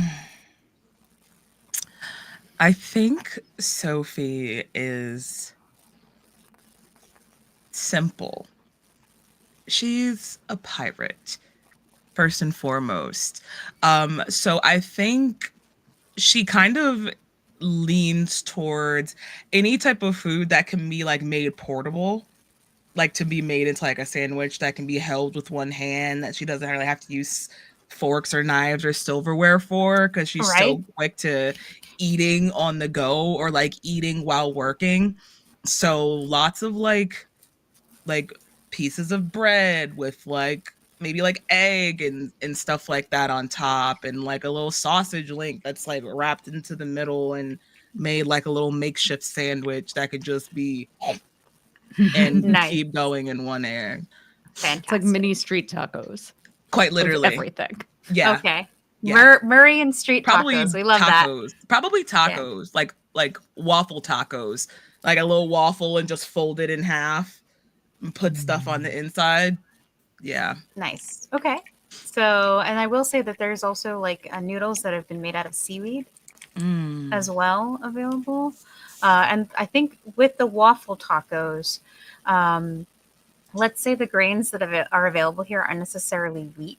It's probably something that's a little more like amaranth and perhaps a bit more fragrant. So the bread has a distinct flavor in addition to the foods that you put in it, which just adds to the eating experience. Yay. But that's only also, it's not close to lunchtime. I'm not starving. It's fine. But anyway. I'm not hungry. What are you talking about? Your stomach. That's your stomach making all those noises. Right. I don't understand. But yeah, so you guys enter into this feast and you can see that there is an elaborate chair, not quite a throne, but an elaborate chair where the prime minister is sitting with a couple of his guards. Yes. And he seems to be waiting for people to get their food and to settle before sort of getting into what the brunch is about, which is talking about the tourney fair and the treasures. You can see him whispering to one of the guards, and one of the guards leaves, likely to bring these objects for presentation once everyone has gathered their food. Vixen, Yes. I would like to use my position to get myself announced and given a proper table. If I'm going to be coming to one of these things and I'm going to be spotted, I might as well go all the way. You know what? That's so fair. You're I gonna be spotted. You that might as is well. that is Be absolutely comfortable. valid. You might as well be comfortable. Main That Yeah. is very character energy. absolutely valid, and the smile on my face is very much because you get what you wish for, and it is going to be beautiful. So I would like you to roll to convince one of the closest guard that you need to convince. Actually, we're not going to say the closest guard because this wouldn't be a random person. Let's say that there is someone that is announcing people as they go. And here's the thing: they aren't just announcing nobility; they're announcing the different fighters. Think of this as like a wrestling match. I always think of Stone Cold Steve Austin because everyone else is problematic, apparently. Like, I mean, hell, all the wrestling leagues are problematic now. Why can't we have nice things? Anyway, so, but yeah, so you can, like, when Sophie walks in, Sophie, you're announced. So how are you announced? Sophie has no shame in her name. Stormborn is important not only to her family but to her. She was quite literally born in the midst of one of the worst Blackwater storms that her parents have ever been privy to, and where she lost one of her parents was that same day in that same storm. So Stormborn is just as much of a badge of honor as her like daggers and her hat. It is just as much of a part of her. So she just has them announce her by her name, Sophie Stormborn. Okay. Can you smell what So- the Soph is cooking? Like, okay, so this person announces you. Actually, we're gonna say they them. This person announces you. You can see that like they're a Cree, but they are very androgynously dressed. I will say dressed slightly a little on the fabulous side. But they are, and like they pretty much like say, "Oh, are you sure? That seems all right." And they say, announcing one of our illustrious fighters, Sophie Stormborn. Can you smell what the Soph is cooking? And I feel like you can tell me if this is characteristic for Soph, but I almost feel like, would you allow that to be a creative liberty that the Herald takes for you? yeah, sure. That Sophie was why not necessarily expecting. Yeah. Okay. So it was just like, all right. And just like walks, like, but still very proudly, like head held very high, very confident in their abilities. And they just stroll in. Like, this is just a regular damn Tuesday. Yep. Because And this like, is exactly what they do in their off time. Quite literally. They run one of these themselves underground. So fantastic. yeah. So you get fanfare, you walk in, you're introduced. And then Ari, you said you wanted to, so I want you to roll about this, to convince the Herald that you should also be announced. All right. Can I get an ease for actually being a daughter of Ren? Yes, I mean, you can, I'll let you ease that. This isn't gonna be difficult. I would say that it was already a 9. Your target number was a 9, and now it's a 6. All right. Goes back up to a 9 because I can't talk. Oh, that's right. So we're just at a 9. It's fine. 9's fine. I'll take a 9. 13. Hey! So the Ooh. Herald goes, oh, a Princess of Octopon. You know, we just had another one of those. Excellent. What's your Please name? announce me as a higher princess if you could. Very much appreciate it. He's like, all right. No one's been named Crown Prince or Princess, though. Yes, but you play your cards right, and I remember that nice little herald who lives over in Misfortune's Rest when I do become one. he takes a deep breath and he like thinks about this for a minute. Okay, I can work with this. Announcing Princess Ari of Octopon, the one, the only true princess of Octopon. And he like motions to you and says, "We'll seat you with the other princess of Octopon as well." Oh, of course. And Thank you you. are guided to Jenna's table, where you will be sitting with Jenna and Brother Blackheart. Yep, perfectly where I wanted to be. As well as Koa. It's fine. You're fine. You're doing great. That's I mean, Ari. This couldn't have been better for me than anything else, really, to be honest. I don't know why you thought it was bad. Like, I need to speak to my sister. She's right there. Okay. Yes. I have a question. Like, I have an answer.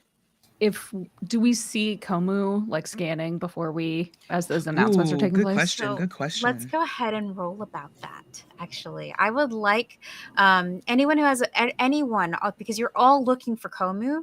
I want all of you to roll it would be an intellect roll, because we're trying to perceive and apply any ease that you would like to it. The number for this is going to start at a 15. Your target number to hit is a 15 on your D20. Okay, I'm going to, if I can I use Tracker? Sure. I'm very adept at it. Tracker does what? I am trained in following and identifying tracks, but if I can, I was kind of thinking of it of like, even though we're like in a building, I still feel like I know Komu enough to like know his habits, and things like that. Like, I think like more than tracks per se, I'm like kind of following his habits and like things that I think that he would do in places that I think he would go. If that works, you can say no. No, I think it's a good argument. Like, you would be familiar. I also think you're familiar with how Komu moves at this point too. And which is why like him physically not being present is a bit weird. He's a creature of routine. He enjoys the same thing happening every day. So for him to like have just suddenly poofed out is a bit out of character for him to begin with. Not even that, but also not doing his routines. Like, he's always going to do that. So I think that is a bit off-putting. So if I can use Tracker to ease that, I would like to. Right. Okay, fantastic. So it will ease from a 15 to a 12. Okay. For you specifically, Sophie. Anyone else have things that they can do? Yes, I have perception. Ooh. All right. I heard, Ozzy first, and then we'll go to you, Ari. I have Superb Explorer. So I'm trained in searching, listening, climbing, balancing, jumping. So searching. Searching. Oh, yeah. All right, great. Now, your target number has also lowered to a 12. Okay. Ari, what did you have? I have perception, and I have curious. You're always curious about your surroundings, even at a subconscious level. Okay. And I have investigative skills. Oh, that's an enabler. So can I use my investigative skills talent as well to get a skill? I will let you use one of those three things. Your investigative skill specifically would be the best suited to this task. So you now only have to hit a 12 as well. Zare? I'm going to use a point of intellect to ease this once. Do you have an edge? I have 2 edge in intellect. Okay, so you're good. You're good. Yeah. Okay, and then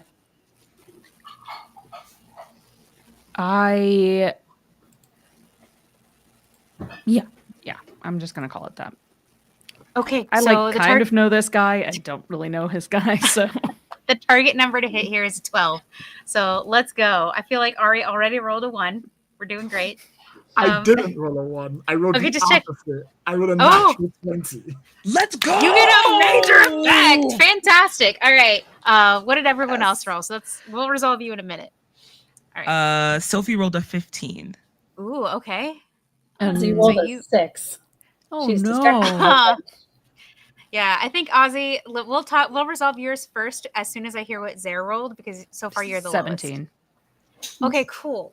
Great. So everybody passed except for Ozzy. Ozzy, what is the food that distracts you the most at this table? That makes you like, you started like, oh yeah, Komu could be here, and then you smelled it and you were like, squirrel.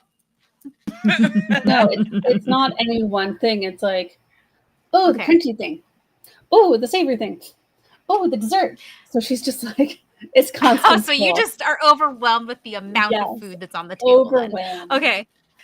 Okay. I love Ozzy so so much. you just see Ozzy like start like looking, and like I guess Ozzy, you just like as soon as you see all this food, you beeline for the buffet table, right? Yeah. Okay. Yeah. And I think Niddler is gonna echo you as well. Niddler is gonna immediately be like, "Cray a fruit," and like go right there to that part of the table and just tuck in. Because Niddler didn't need to be announced. Niddler is just here for the food. So I actually am so shocked that Niddler was already not at the table with pockets full and was just stuffing sausage links in every pocket that they that will possibly come had. later. Yeah, that will come later. But I think Niddler was trying to be polite and like arrive as part You of the know what? entourage. I appreciate you, Niddler. You said, I'm not going to be feral yet. I'm going to get a feel of the surroundings, and then I'm going straight to the table. That's actually very smart. Way to go. Way to go, Niddler. That level of self-control is unusual in this specific monkey bird, I have found. Correct.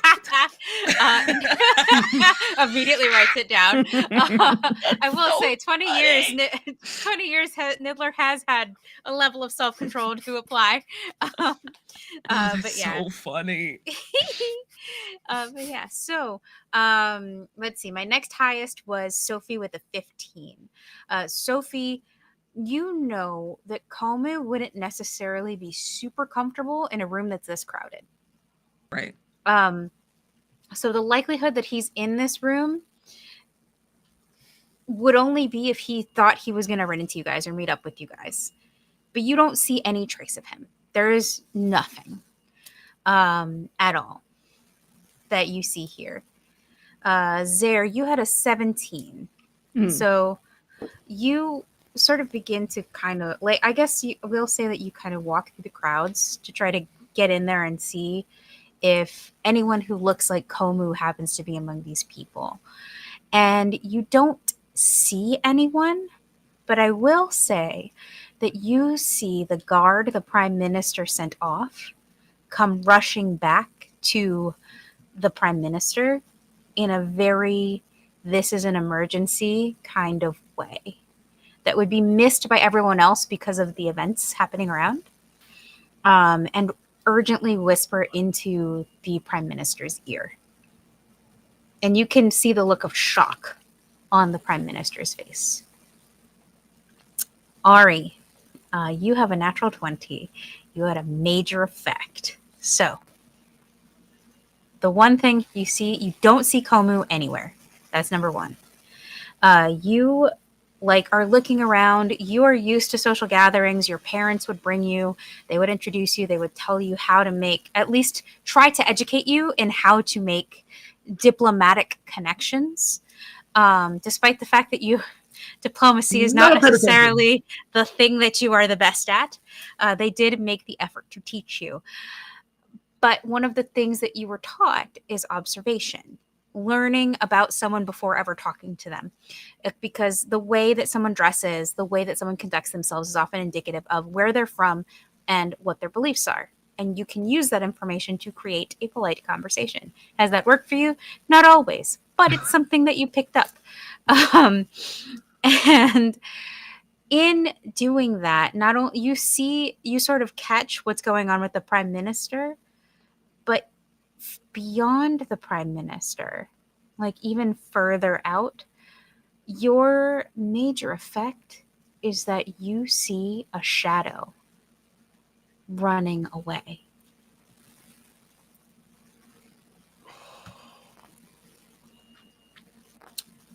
And just as you catch that, and then you arrive at the table with Jenna, Blackheart, and Koa.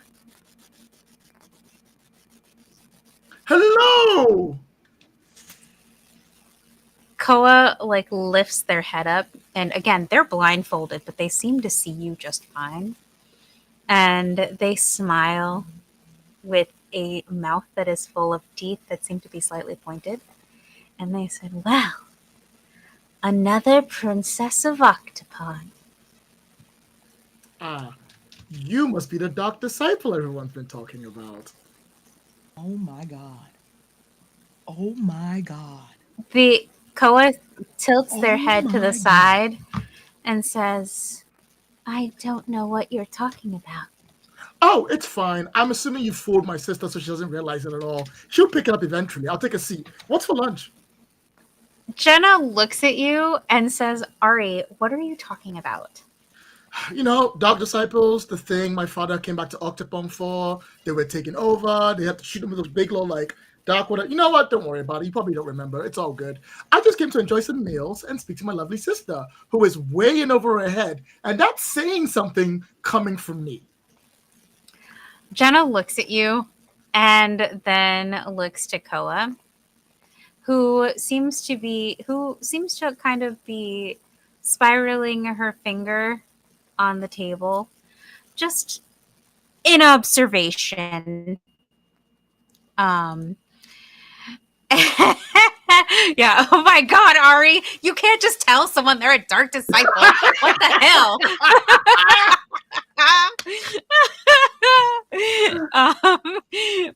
Yeah. So Jenna looks at you.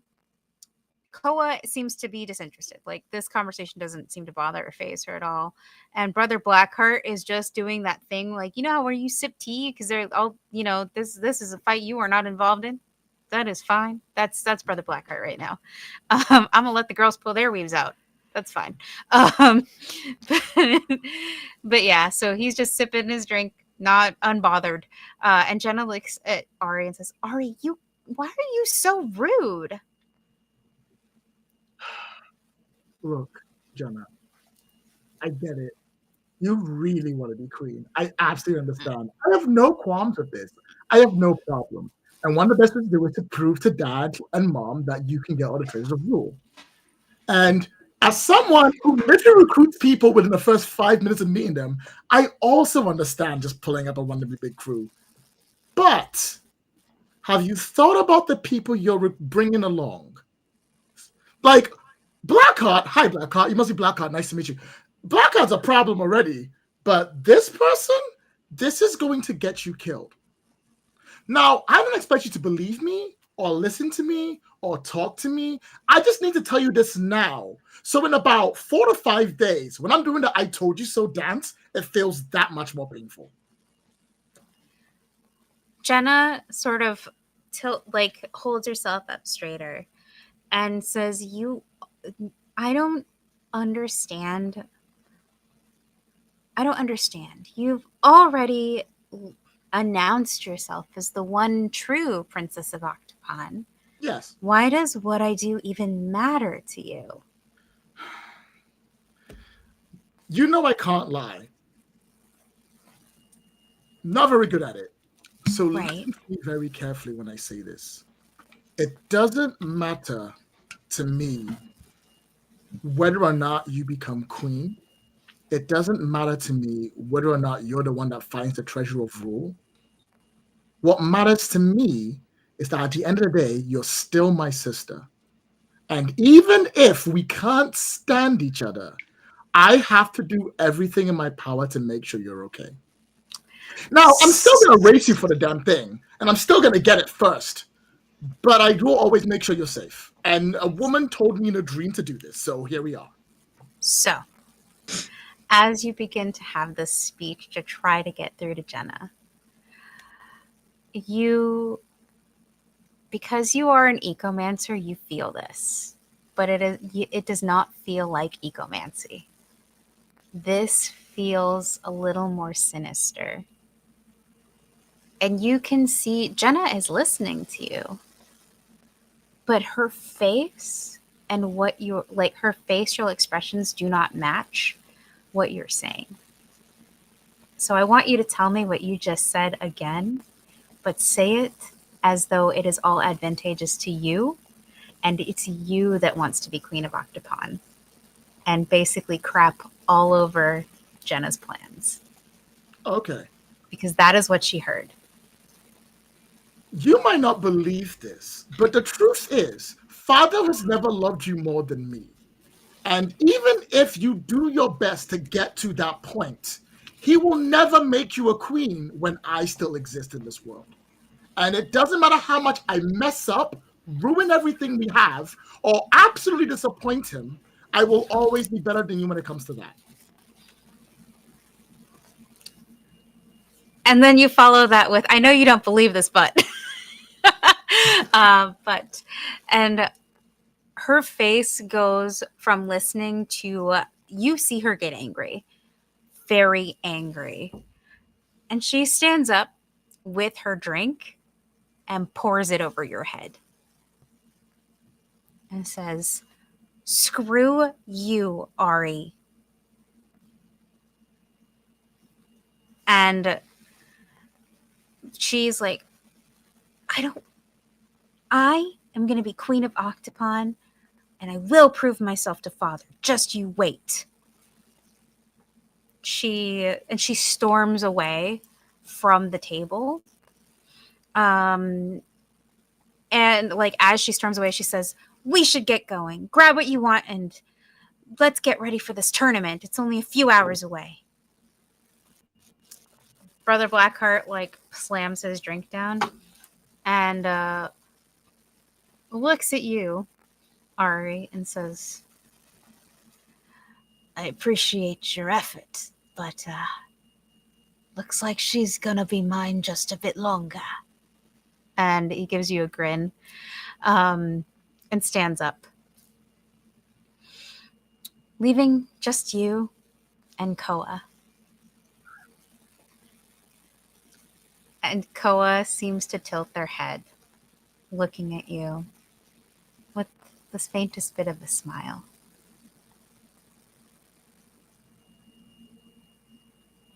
I may be what you think I am, but you have no idea of the power that you're messing with. And she slowly stands up, and you can feel for the first time the energy that comes with the Dark Dweller. And you as an ecomancer are actually more sensitive to it than most people. When I tell you repulsion is an understatement, the way that you want to get away from this person is palpable. I'll fall backwards in my chair. And Koa moves away from you and actually comes closer to you, bends over, and makes sure that she's uncomfortably in your space when she says, "I'm enjoying this. Do keep trying. The Dark Dweller loves it when things struggle to survive." And then she pulls away and leaves, following Jenna and Blackheart.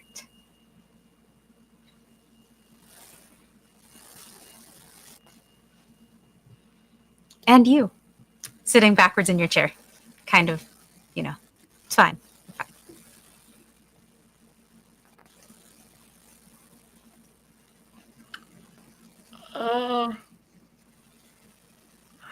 I'll take a moment just to stare at the plate of food I have in front of me, and then I'll be in shock for a while. If you want to jump to someone else.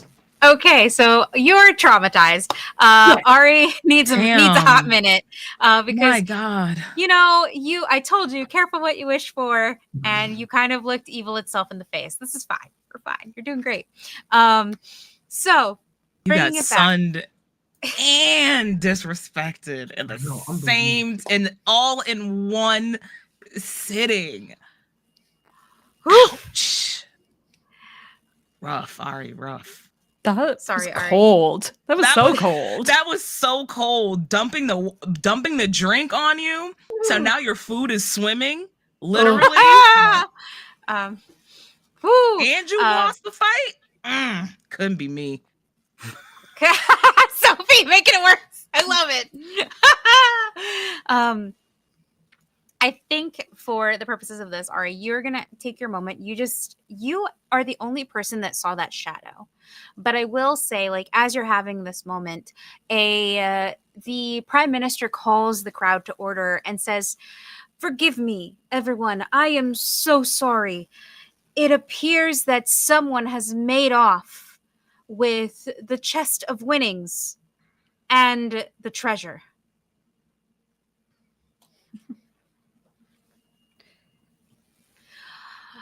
I will award a portion of the treasure to anyone who can manage to locate it. Quick question. Quick Did he answer. announce that after they've left? After they left, yes. They left in a huff, and this sort of happened, like, immediately following while you're staring at your plate. Can I? This might be a reach, Okay. but I'm going to attempt to ask the MC if I could see the place where the treasure itself was held. I want to look around the area, see if there's any signs of break-in, see if there's any tracks that were around where that area was at, to see if I can try to follow it. Okay. So the prime minister has opened this offer to everyone. So you see people scatter as they are motivated by money, obviously, and begin to look for the treasure. The herald, in seeing what you want to do, brings you to the guard, who in turn looks to the prime minister, who grants permission. This is not a difficult thing to do. They need to find this. Otherwise, they have no tournament. And this is a huge major festival that brings lots of money. They can't afford that this year. This can't be like Fire Festival. No. So they take us around. So they take you, Sophie. Do you bring anyone with you? Do you collect the rest of your group? Because Niddler is face first in the food. I know Ozzy's also face first in the food. Zara is somewhere, and Ari is staring at her plate as if it might get up and move at any point in time.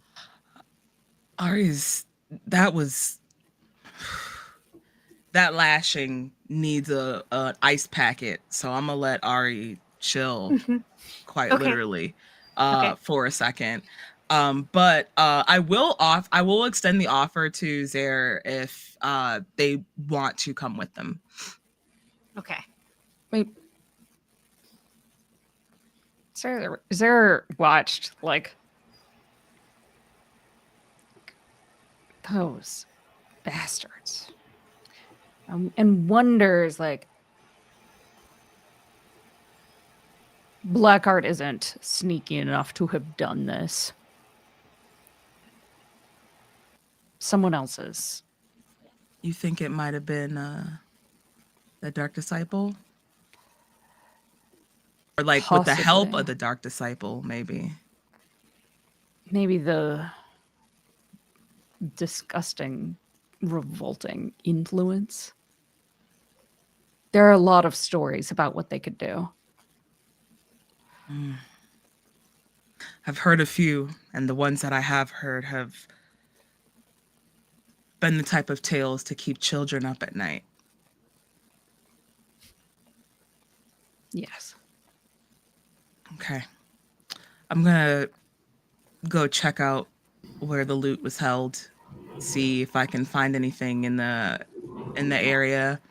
And honestly, you know all of this magic, and Sophie just like With the references with their hands or whatever. Yes. And it's like, maybe you can, I don't know, smell the air, see if you get, does magic smell? Is there like a smell to it or something? Only if you're doing it wrong. But I'll come with you. I also have some experience tracking things down. Well, we'll put both of our experience together and we'll be experts. Let's go. Yeah. Okay.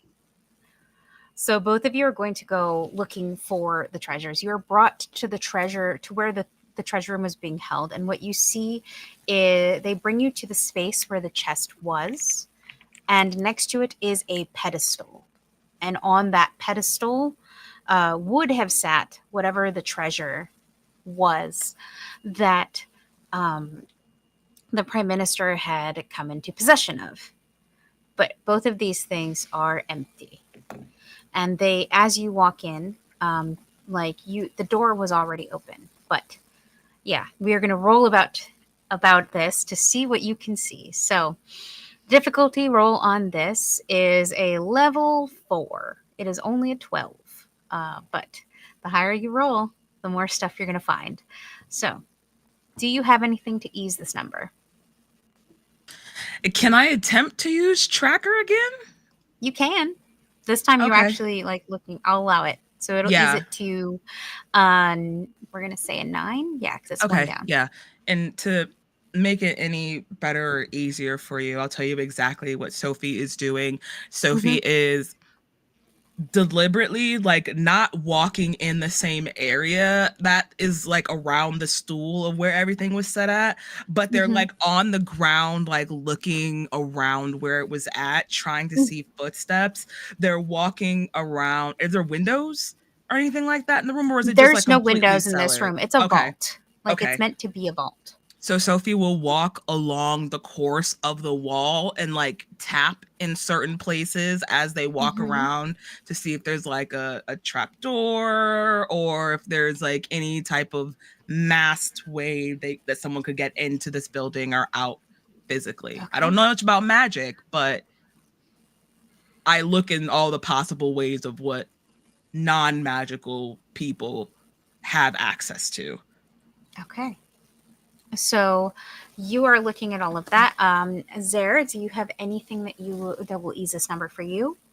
I also have tracking. So I think I'm looking it was a heavy chest. Okay. So I'm going to look for either signs that it was because footprints would have been deeper as someone was carting it out, or there would be drag marks, or there would be magical residue left. There's some kind of sign of which way this went. Okay. And that's what I'm looking for. So I'm going to allow that to ease. You are both trying to hit a 9 or better. So. Oh boy, that smile. Here we go. I'm going to let Pooja roll and then we'll find out what you guys are doing. Yeah, 100%. Oh, nice. I got a 20. Woo! Major effect. Did you also get a 20? This little monkey guy. Yes! So excited. Major effects. I love major effects. I get to do shit with major effects. Yes! Major effects and ones We are make the me dream so happy. team. Unstoppable when we are put together, Pooja. Unstoppable. So you two are I've never on rolled this, 2 nat 20s in a game in my life ever before. Yeah, I don't know what's happening, but these dice are they are going to screw me so bad later tonight. It's so bad. They're rolling so good right now. Oh, I'm gonna have to put them out in the sun. Okay. I feel like it's the Saturday morning cartoon show vibes where you just you do the thing sometimes badly, but you do it. So. Okay, so both of you get to work. You double team this, and you're very thorough. You're also the first people to have access to the crime scene, if you will. And as you move through this, Sophie, you find evidence of the lock being picked. But what's weird about this kind of picking is that it seems like yes, it was picked, but the gears were cut apart by something very sharp. The little lock gears. That's the first thing you notice. The next thing you notice are sort of footprints in the dust. Something humanoid was in this room, and managed to take both the chest and the treasure. Zare, you feel the faint traces of magic. Not the repulsive vibrations of of magic that's associated with the Dark Dweller, but the clear and potent magic of a different nature. similar to what you may have felt when when the chalice was produced for Ari, when you tried to take over the ship. You're not sure, like, it's hard to tell if this was from what was here before or if this was from something else, but that vibration is very apparently there. Because you have a major effect, there's a second thing I will give you here. As you're kind of going through this and you're thinking about what the chest looked like, you remember the girl that was taking bets at the stand in the market center.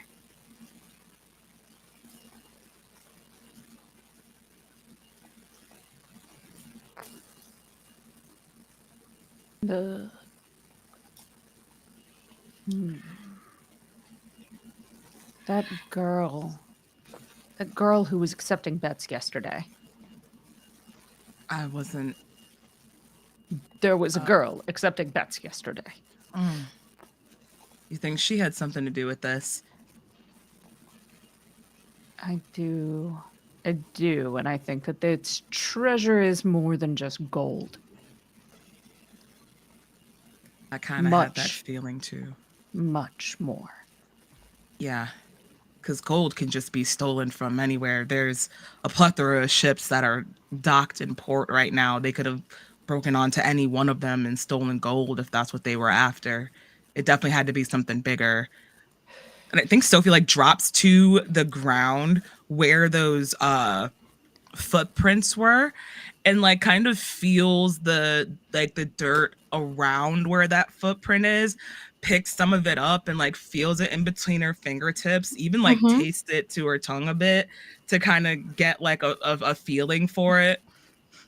The taste that two things. The taste that you taste is something that is slightly metallic, not like blood, but like it feels almost like there's a bit of iron to it.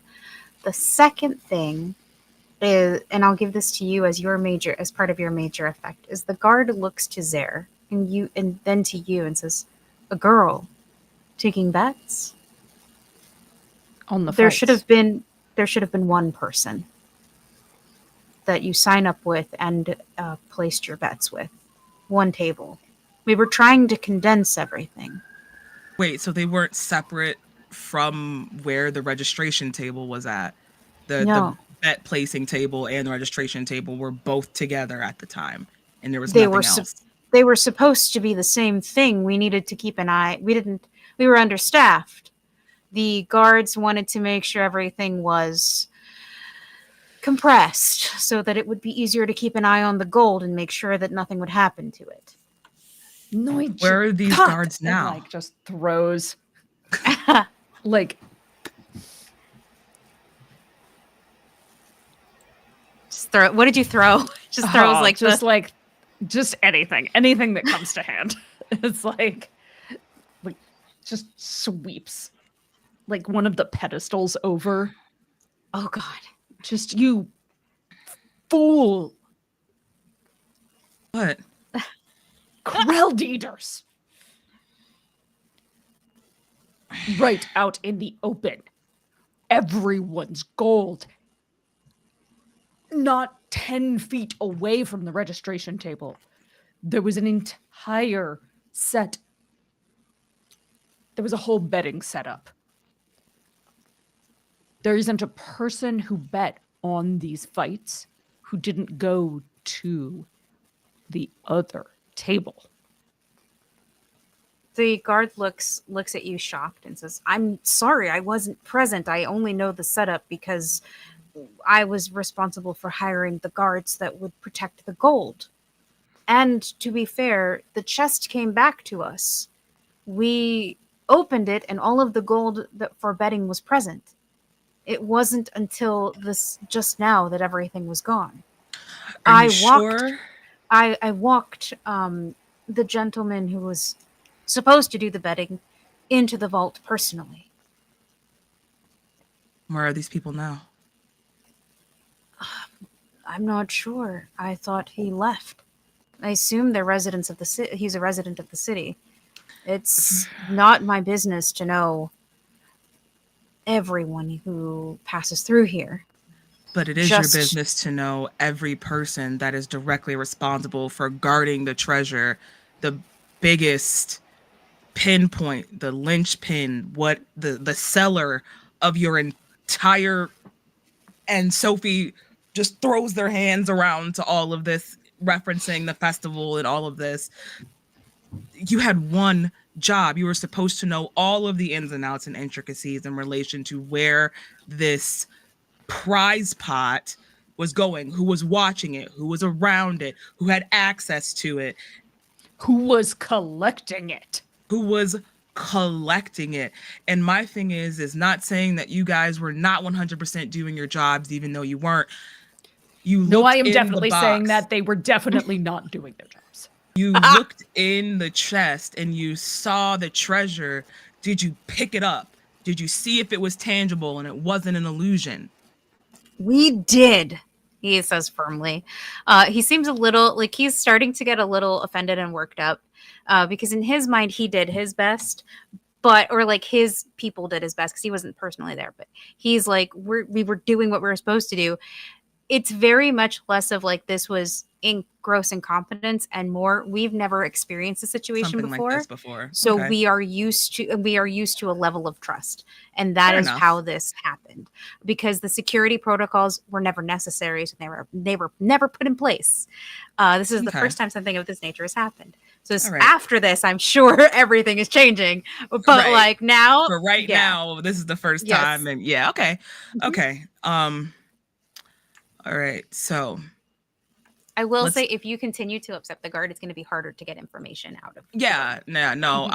I think Sophie realizes that and tries to like backpedal a little bit, and is like, "All right, so let's go back and go over the details. Can you explain to me, to the best of your ability, who was around and responsible for guarding the treasure while everyone was at brunch?" There was, he thinks back.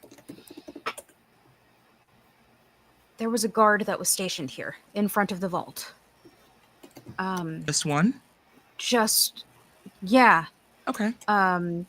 Well, one was stationed here permanently. There's one that is always with the vault, and then there's a second one that's rotated. So we usually have two. Where are either of those guys? Yeah. Well, that's the odd thing. When I came to check on the treasures and to bring them for presentation, both guards were gone. Have you spoken to anyone who's seen them? The last person who saw them was not me, but another guard. They were the other guard that's with the Prime Minister, checked on them before the brunch began. Okay. And then when we returned, not only was the vault opened, but we found a cracked, like not a cracked, but a dented helm from one of the guards. I'm going to like pull Sophie aside. Mm-hmm. These chongalongo incompetents aren't going to be of any help. But we have the best way to track what happened. Because the princess will know.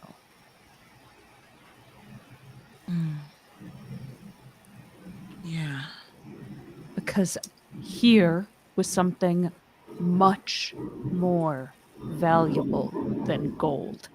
Like staring like intensely into your eyes so that you get this. Exactly what and Sophie at first is like nodding in agreement, but like as your stare intensifies, Sophie's like, like they're picking up more of what you're doing with the more intent that you're putting forth till the point where she's like vigorously nodding her head with you, like, yes, holy sh.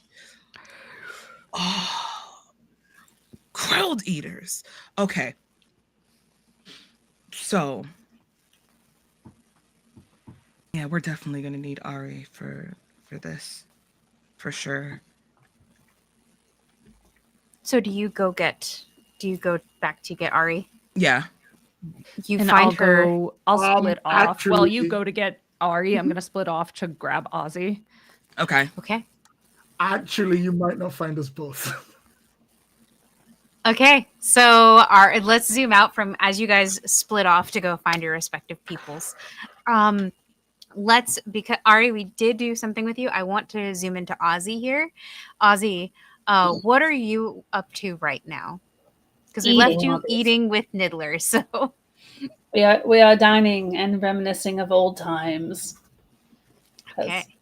We would have existed in ye old original season of Back in the day, yes. Pirates of But the- so they were talking about 20 years ago. Yes, think telling that- stories of Bloth and sailing and adventuring. I think that Niddler will look to you and say, "You don't see the resemblance?" As he's like chewing on food. Of what? That guy. What I forgot how. Remind me how old Zara is, please. Just before I make a reference, and there it's like it's not correct. I would say like 20, 22, Okay. something like that. The young man. Which young men were surrounded by young men? The young man that has joined the crew with the gold eyes. Ah, yes, the handsome one. Doesn't he There. remind you of Bloth? Huh. I know Bloth quite well. Does there actually resemble Bloth? There is a resemblance. You know, come to think of it, I see it in the lips, you know. It does not have blue lips. I don't have the side by side comparison. Okay, So- gotcha. No, I'm just pointing out that Zare does not have blue lips. So, but if you say that, I mean, Linda is gonna like if you actually I do like kind Ozzy of love that it's just like, yes, the lips, definitely the lips, and it's the one part of Zare That Those is are like right. the Like most Bloth. like nothing like it. That's so funny. I like that. Okay, Totally so unintentional. I think Niddler is gonna tilt his head to the side and say, "Yeah, it's the lips." Yeah, it's the lips. Anyway, Anyway. do you think he means harm, or you think that he's fine? She's thinking, you know, I'm not really sure. I mean, he seems all right. He hasn't hurt us yet. That's true. He does It's eat our true. food, though. Oh, good point. And he might want to share the treasure.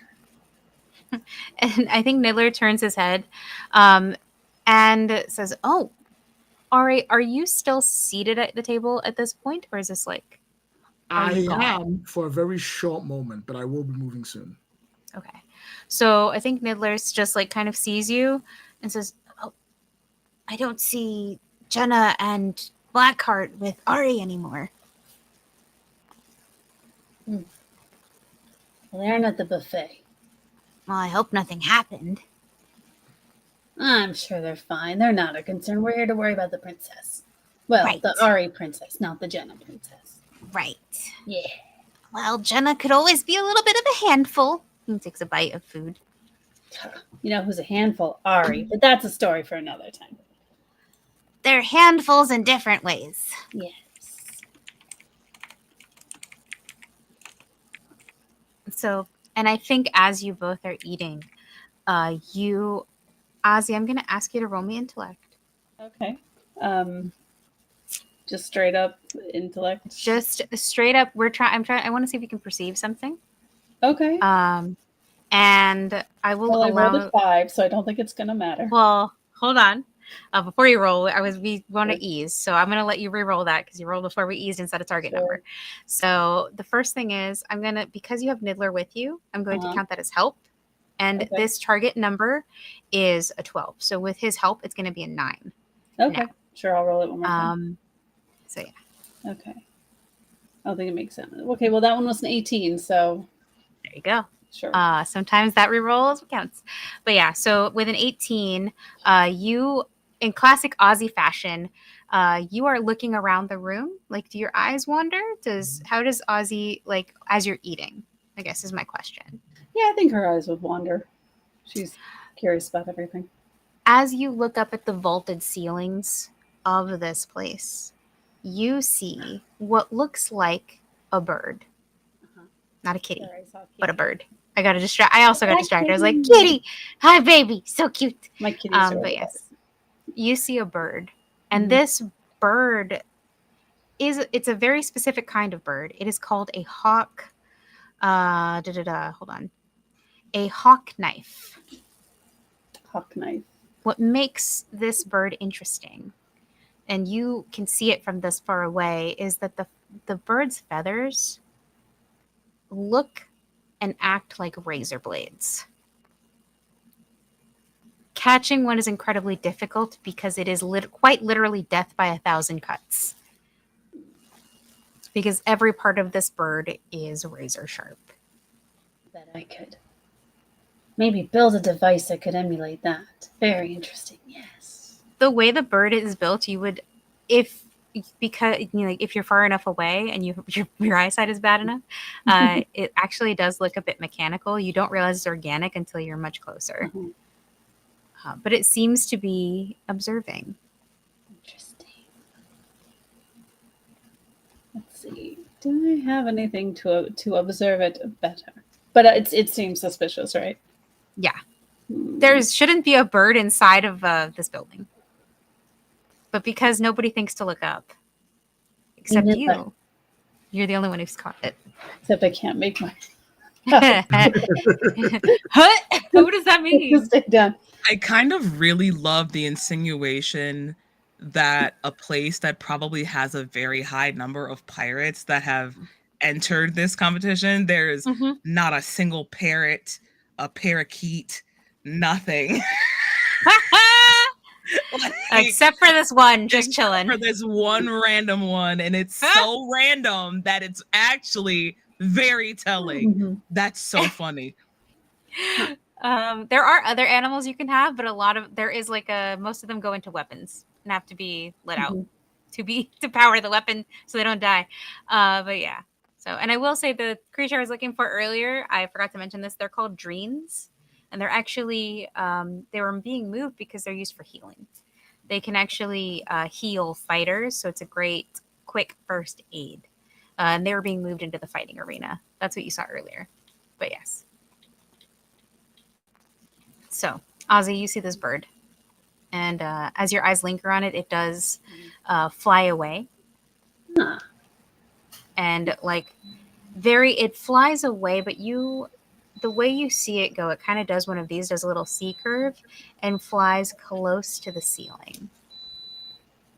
Almost as if it's very subtle. It's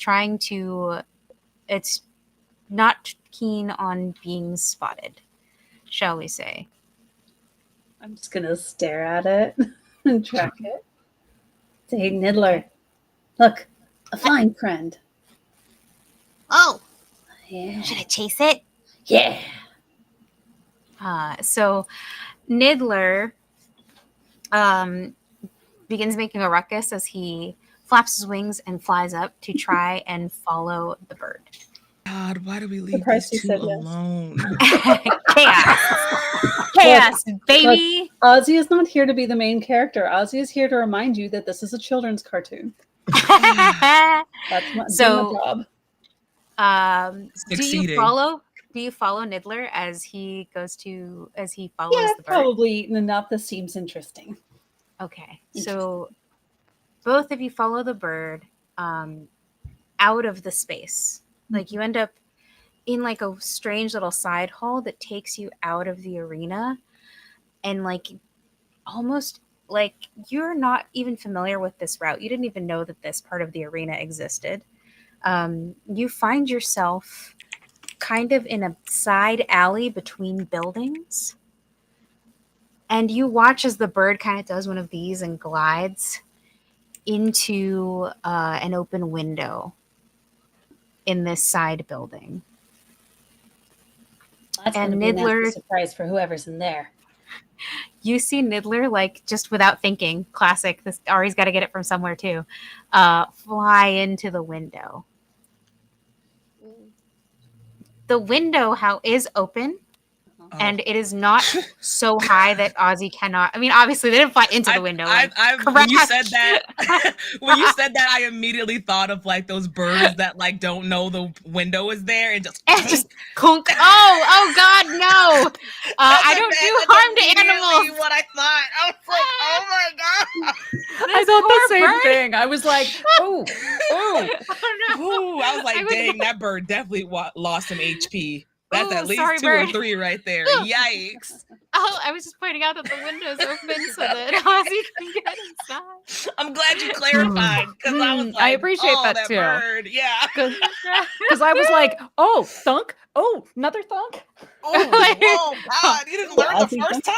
Okay. Oh, geez. It was first the bird, then Niddler, and then Ozzy. Yes. Slam, slam, slam. Comedy gold.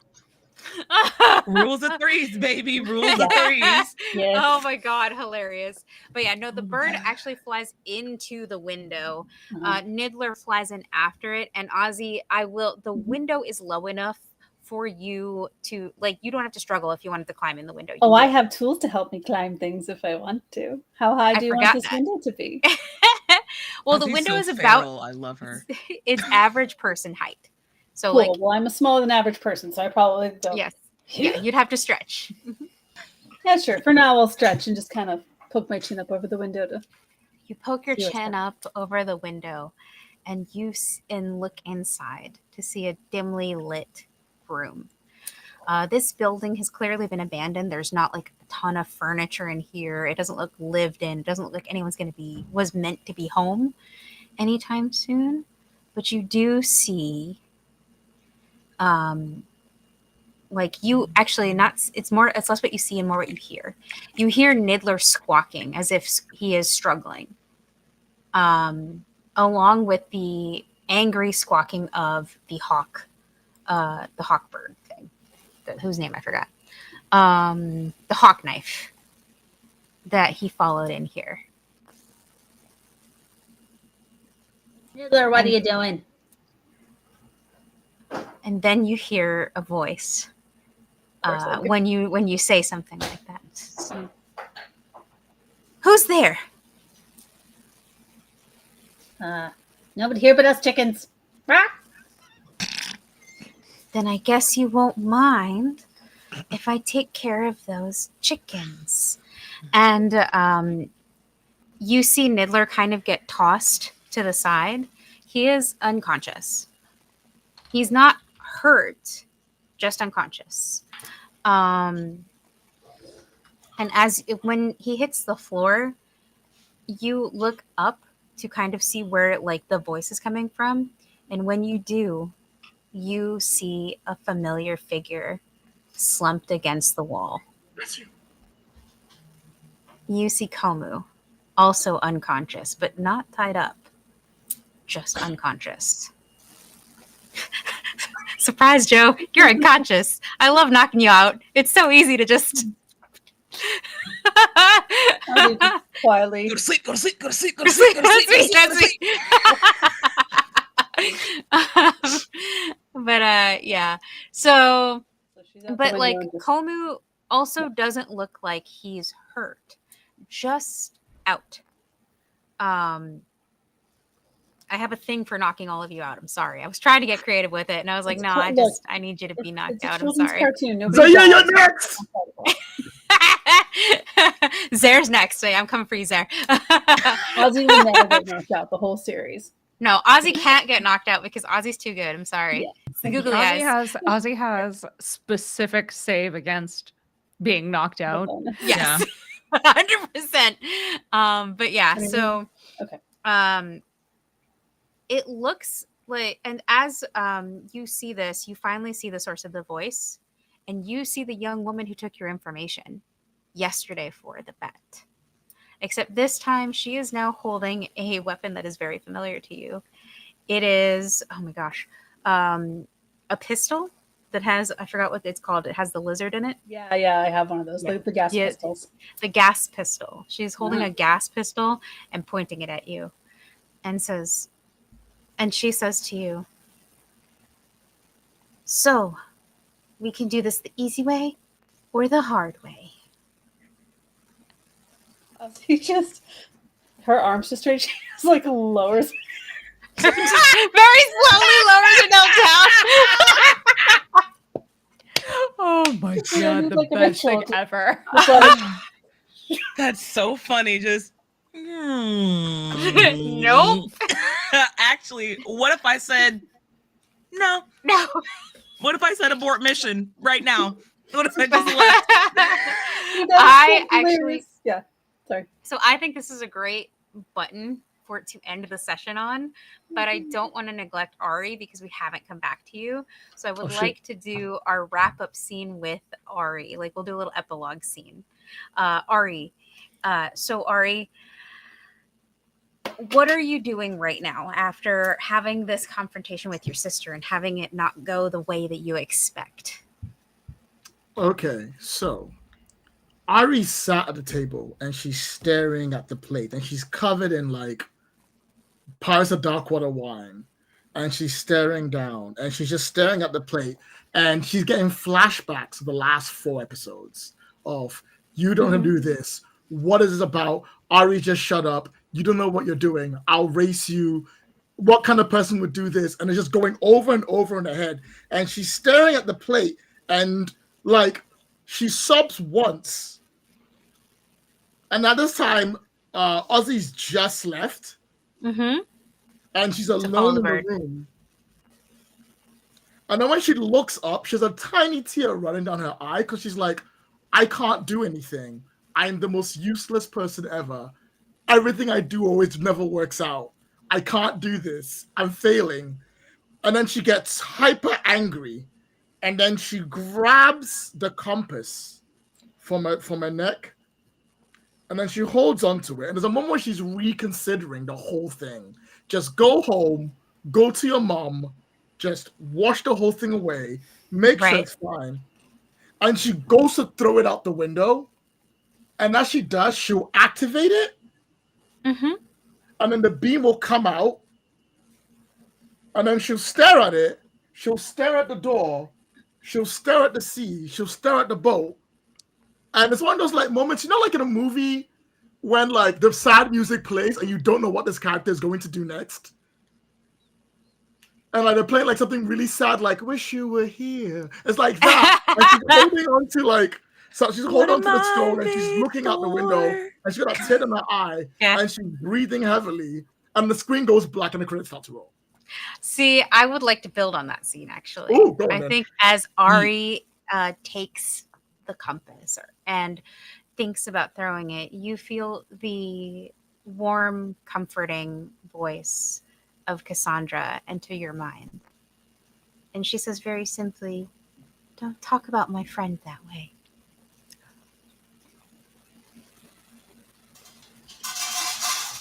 And right when she says that, the compass lights up and points back in the direction of the market square. And what's interesting here is that the light begins to spiral and divide in two. And you watch it kind of twist together as it moves, as it points back into the city. It divides into two. So it doesn't divide in two directions. What you see is it sort of splits vertically and then sort of twists itself together. Like a braided like a cord. braid? Yeah, like a braid. Oh, that's sick. Mm-hmm. Ari's face gonna have a wonder look. And then instead of her crying and the credits rolling, she's gonna jump out the window. Fantastic. Lloyd. So you... What? She's having an emotional breakdown, okay? This is my You know bet on what? it moment. You're fair. You're This is fair. my bet on it You're moment, valid. okay? That's totally Yes. valid. You're so, you know what? You got it. like It's like she jumps out the window, parkour. It's parkour time. So we have left. Ari has leaped out a window. Ozzy is ducking under a window, going, "Oh no!" And then Zare and Sophie are. You are busy playing detectives. You are tracking stuff. But yeah, I think that is where we are going to end our session of Pirates of Dark Water. Thank you so much for joining us. Let me find my handy dandy script so I know what to tell you guys. Oh, God. Once again, still waiting for that caffeine to kick in. Anyway, thank you for joining us for today's episode of Pirates of Dark Water. I want to thank our wonderful chat mods for their hard work. And as always, thank you to our amazing Patreons who keep us ad-free and independent. As always, I am but the game master. I just lay the bones of the story out and watch the players flesh it together. And the players are this wonderful group of storytellers that I'm surrounded by. That said, I'm going to throw the ball over to all of you to tell us about yourselves and where we can find your fabulous faces, except for Joe, who's not here. Miss you, Joe. Sorry I had to knock you unconscious. Miss you, Joe. Anyway. Moving right along, I'm going to throw it. Let's go in reverse order this time with the fabulous and wonderful Lloyd. Hi, everyone. I exist as a human being. Thank you for watching, and I'll see you all next time. And there is nowhere where you can find Lloyd. Lloyd is one of a kind. Anyway, You're so real for that, Lloyd. Yes. Moving from Lloyd, we're going to go over from Lloyd to Red versus Blue, over to Pooja, our wonderful, lovely person in red. Tell us about yourself and where we can find you. Hi, I'm Pooja. I don't use pronouns. You can find me on the internet as Forgotten Saves. If you want to hear me play more TTRPGs, tune in to Happy Jacks tomorrow, where I will be playing the astonishing martial sorcerer tiefling XZDQXOEPHIISJE2Q, your friendly neighborhood Thembo. And love a Thembo. Love a Thembo. Thembo for the win. I adore my perfect little head empty all feels. Yes. That's kind. As we embark into our mission in Avernus. It's nothing like going to hell. It's great. Anyway. Where can people find you, Pooja? So yes, you can find me on the internet as Forgotten Saves, or tune in tomorrow at 5 p.m. Pacific, or whatever that ends up being in your time zone. Woo! And from Pooja, we're going to hop on over to Sam as I continue to wait for my caffeine to kick in. But yeah. Well, hopefully by the time I'm done, it'll have finally kicked in. Hello, everyone. I'm Sam Star. I use she, they, and the occasional fae pronouns. You can catch me all across the interwebs, specifically Blue Sky, at Lust for Life X, LUSTTFORLIFEEX. There you can follow me. You can see all those stuff that I'm currently working on and projects like that. But if you want a little bit more of me today, you can hop on over to Transplanter RPG's channel tonight at 8 p.m. Eastern for our 3 interlude with some real fun stuff as we get ready to kick off one horrific, affectionate, but horrific Arc 4 coming soon. So that's me.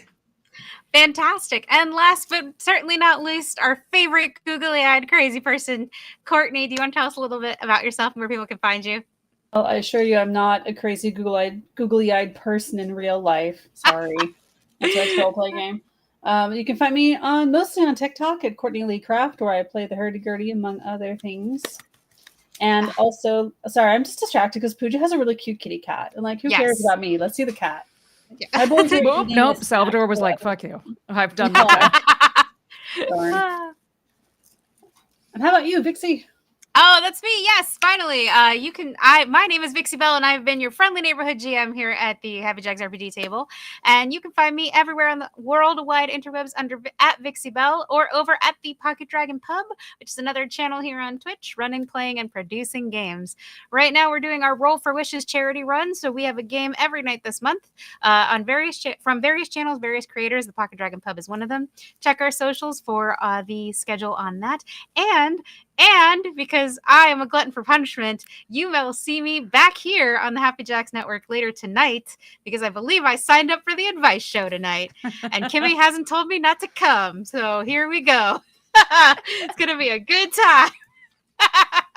But yeah, so you'll catch me there. And that said, you can always join us Saturdays here on the Happy Jacks RPG podcast /network, wherever you choose to listen, at Saturdays at 12 p.m. EST, 9 a.m. PST, for our next session. And if you want to catch up on past episodes before then, just like me, you can always visit happyjacks.org/Pirates of Dark Water.